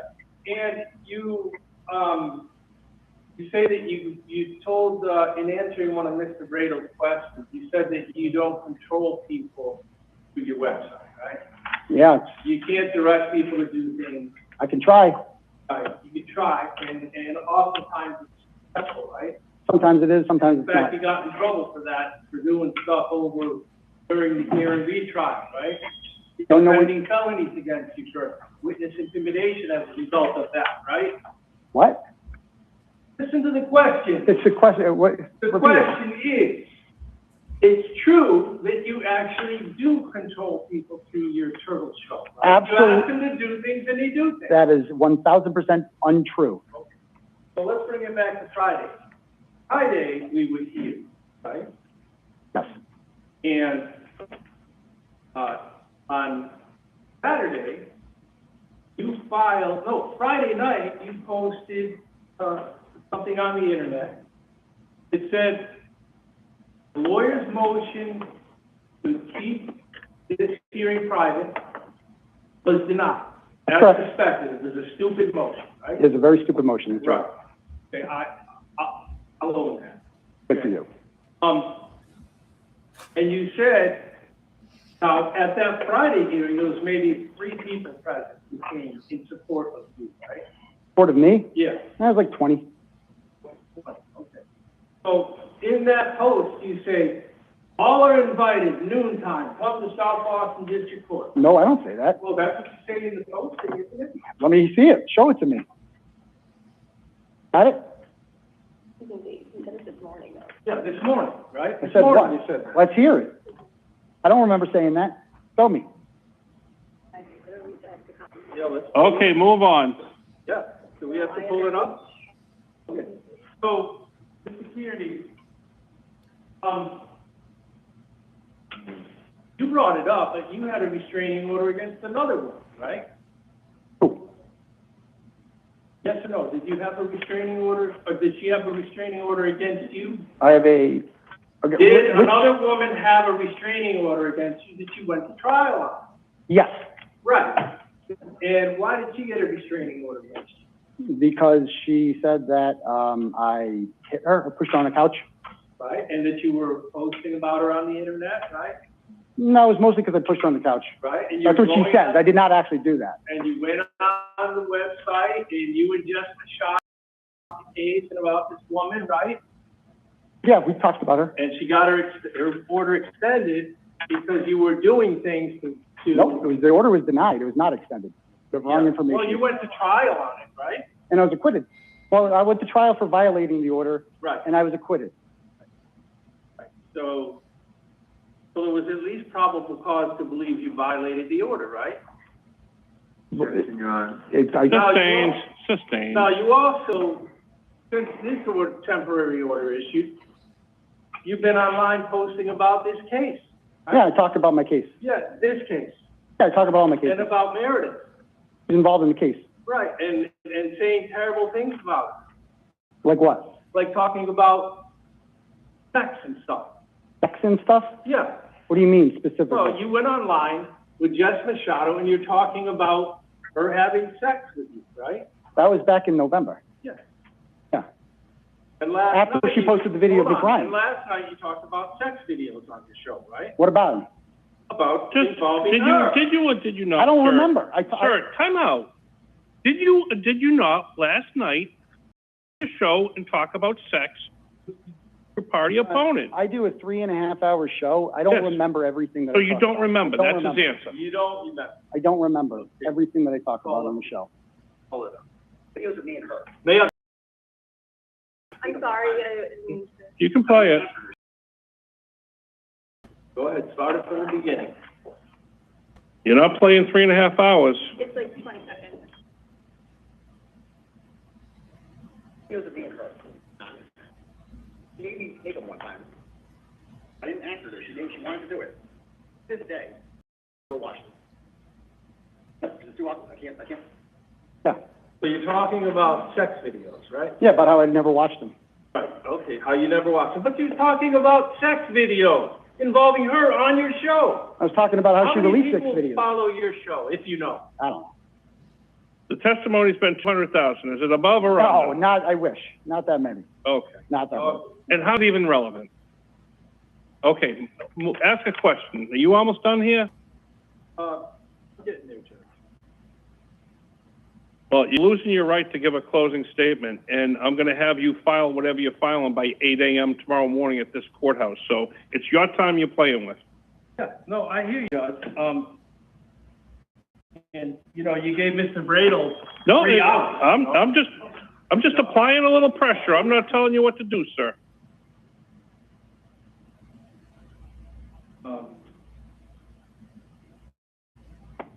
So, got me all flustered now. Well, get unflustered.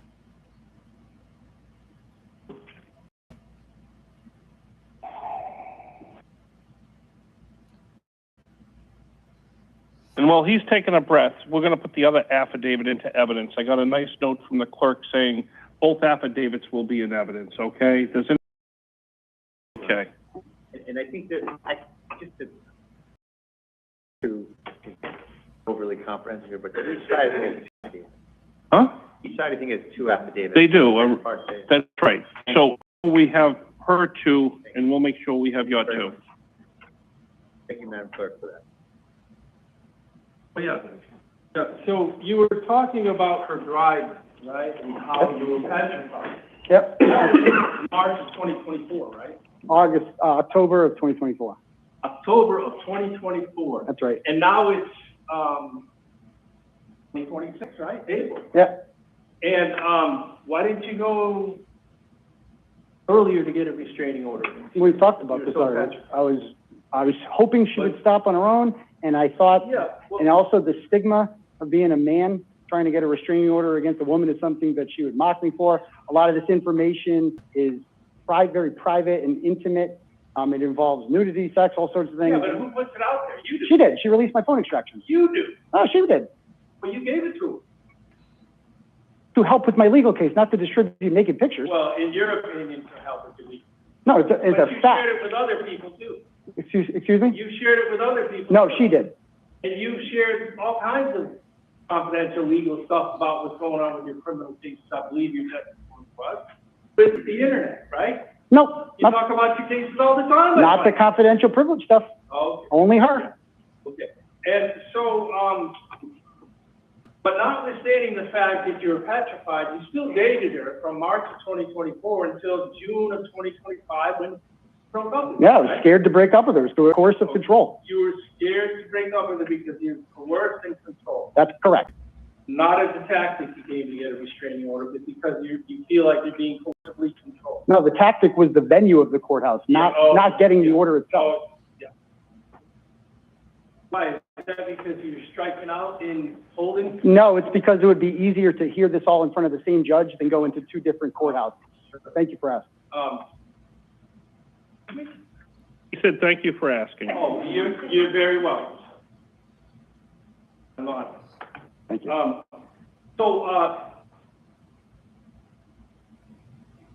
So you were using Mr. Royals as a mediator? That's right. Whose idea was that? Yours? I don't remember. Probably his. Well, you were friends with this. I don't know what it's called. Wasn't he on your show in the past? It doesn't make someone a friend. Oh, He interviewed me one time. Very on awkward. your show? I was on his show. Oh, on his show. Very awkward. And in fact, you kind of had a lot of social intercourse, if you would, right? Intercourse? Well, that's another way of saying communicating online. Yeah, we communicated online. Right. Eh. So,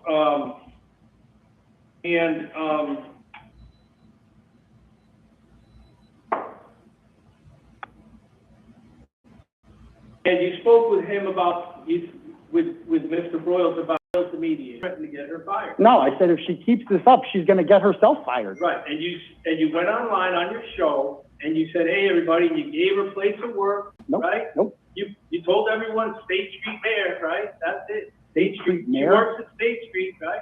It was And this guy Purplehead from Maryland. He's trying to answer the question. Yeah, I don't know. Can you just There are a answer lot a of questions question at and once. then? I need an aspirin. Can you just ask one question and let him answer it, and then you try another question? So you went online and you tell people where she lives. No, I answered a question. You went online and you told people where she lives. No, No? no, I did not tell Okay. people where she lives. You went online and you posted your affidavit? I posted my affidavit, and Yeah. incidentally, I And quickly. you went online and you posted your order request. Well, he did answer the question.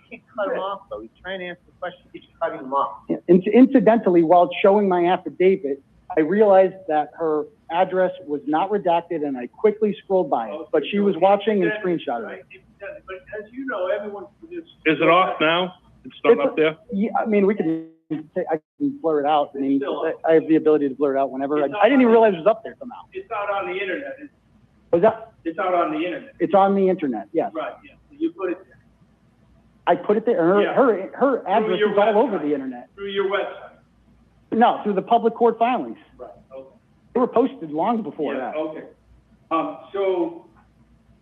She doesn't hide the fact that she lives on East Broadway Street. She posted side of her You're house. gonna make sure she never has another I- voice. Didn't you tell Mr. Broyles But that? I was gonna make, I don't remember Royals if he illegally recorded me. Right, right. And, who's this guy from Dallas you put on your website? On my webpage, Yeah, on your show. that I put on I my don't know show. what you call it. I call it a webpage. You talking about he from Dallas? Yeah, there you go. What about him? So you gave him airtime on your show, Who right? is it? Ray from Dallas? Yeah. Okay. Ray from Dallas. Yes, Judge. No, sorry, yes, Your Honor, sorry, apologize. Yeah. Ray from Dallas. Yes, Ray from Dallas is what he goes. On one of your shows, you basically let him go on and on and on about Meredith, right? No.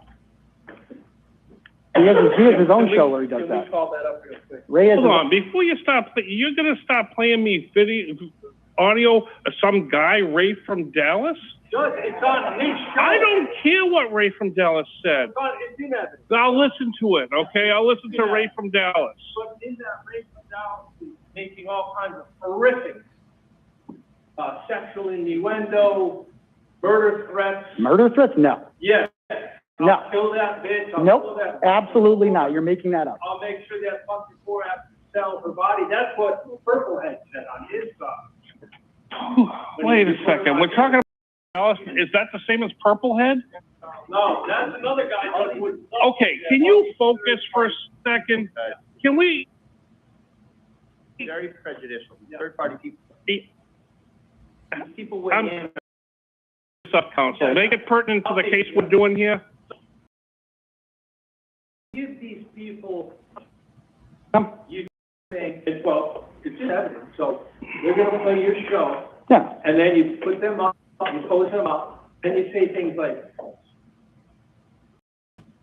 "Hey, Meredith," right? That's what you did with Ray from Dallas. But, no, that's not what I did. That's That's not, can I answer the question? You asked me questions, I like to Okay, answer. well, leaving Purplehead and Ray from Dallas, move on. Right. So.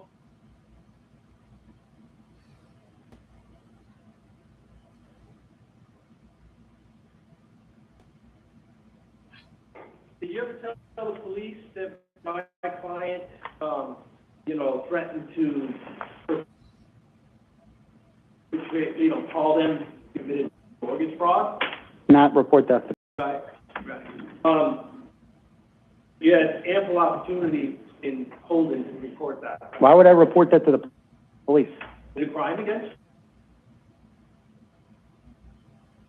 you? It's not a threat? Yeah, I mean, I consider it threatening, yeah. Yeah. It coercively controlled me. Why didn't you tell them about it?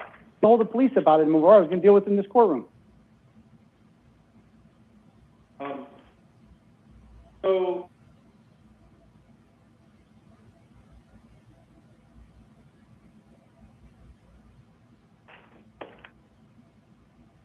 Public breakup is, enough of the courtroom at this time. I'm done. Party's resting. Two questions, Judge. Two. This is about your legal tactics. Does that replace your feelings of, Meant by legal tactics was instead of going in front of two separate judges, go in front of the same judge, air it all in one hearing like we're doing now. And boy, you won that one, huh? I suppose so, Your Honor. Your Honor.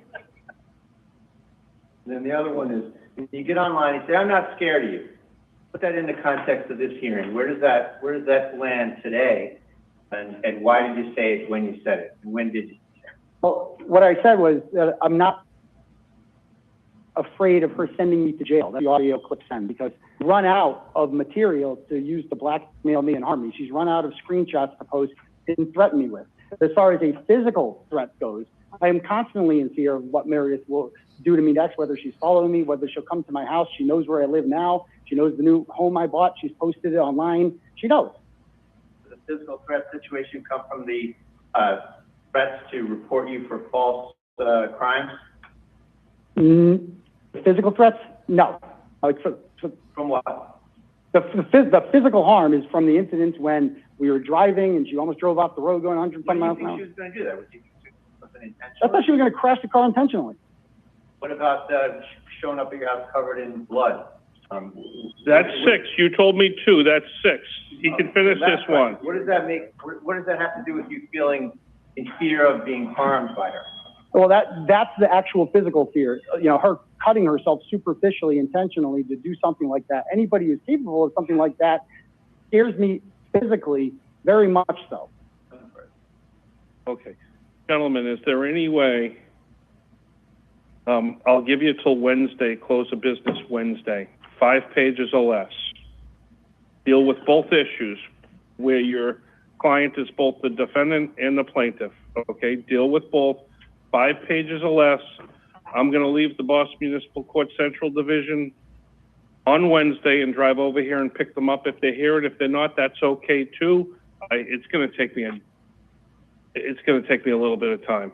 But everything that's come in, all of these exhibits are impounded because I'm taking them.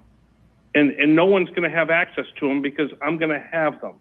So if you go to the clerk's office looking for anything, they're not gonna be there. So the cleanest way to do it is for me to say there's a temporary impoundment order until I return the documents back to the clerk's office. Judge, that's fine, and we'll certainly comply with your Honor's order. There is a lot of the stuff that's already out there, so to speak. So I don't, you know, there may be stuff that's out that can I go just back give, to the bottom. I didn't know anything about this, but this fire needs to go out. It needs to go out. I mean, it needs to stop. And I don't know if I'm going to help that or hurt that by my decisions, but it needs to stop. I thank everybody for that time. Please follow the coordination of the court offices as we're departing here. No shenanigans out in front of the courthouse. I promise you, I will prosecute you myself if there are shenanigans out on the steps. People go to their cars, go home, and do whatever it is they do on their private time. No shenanigans. Thank you very much. Thank you. Huh? Yeah. Both orders are extended until Friday. And gentlemen, the 2 attorneys, can service be accepted by the 2 of you? Quiet, court-adjourned session. All right. Let's recess. Second, please. All on board personnel, please exit the building.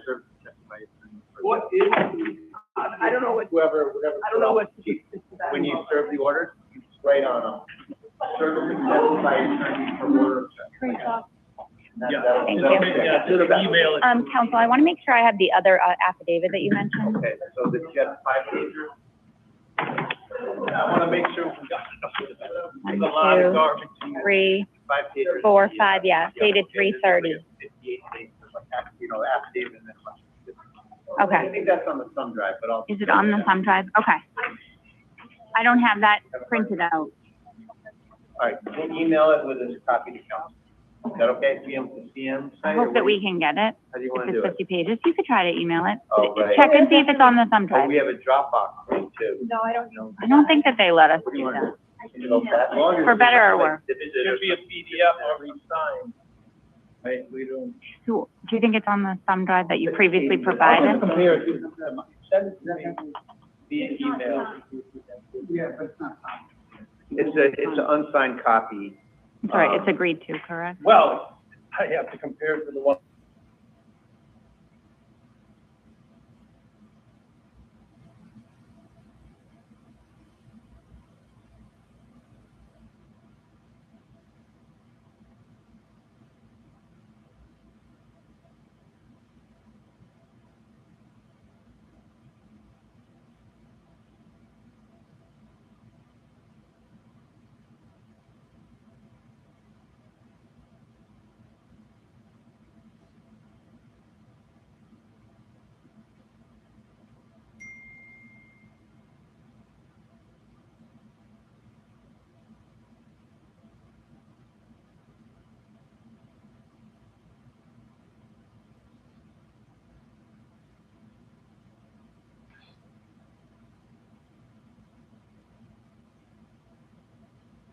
What's up, everybody? Welcome back to another episode of the Lawyer You Know podcast. And today we're to the Reed case. As there was a hearing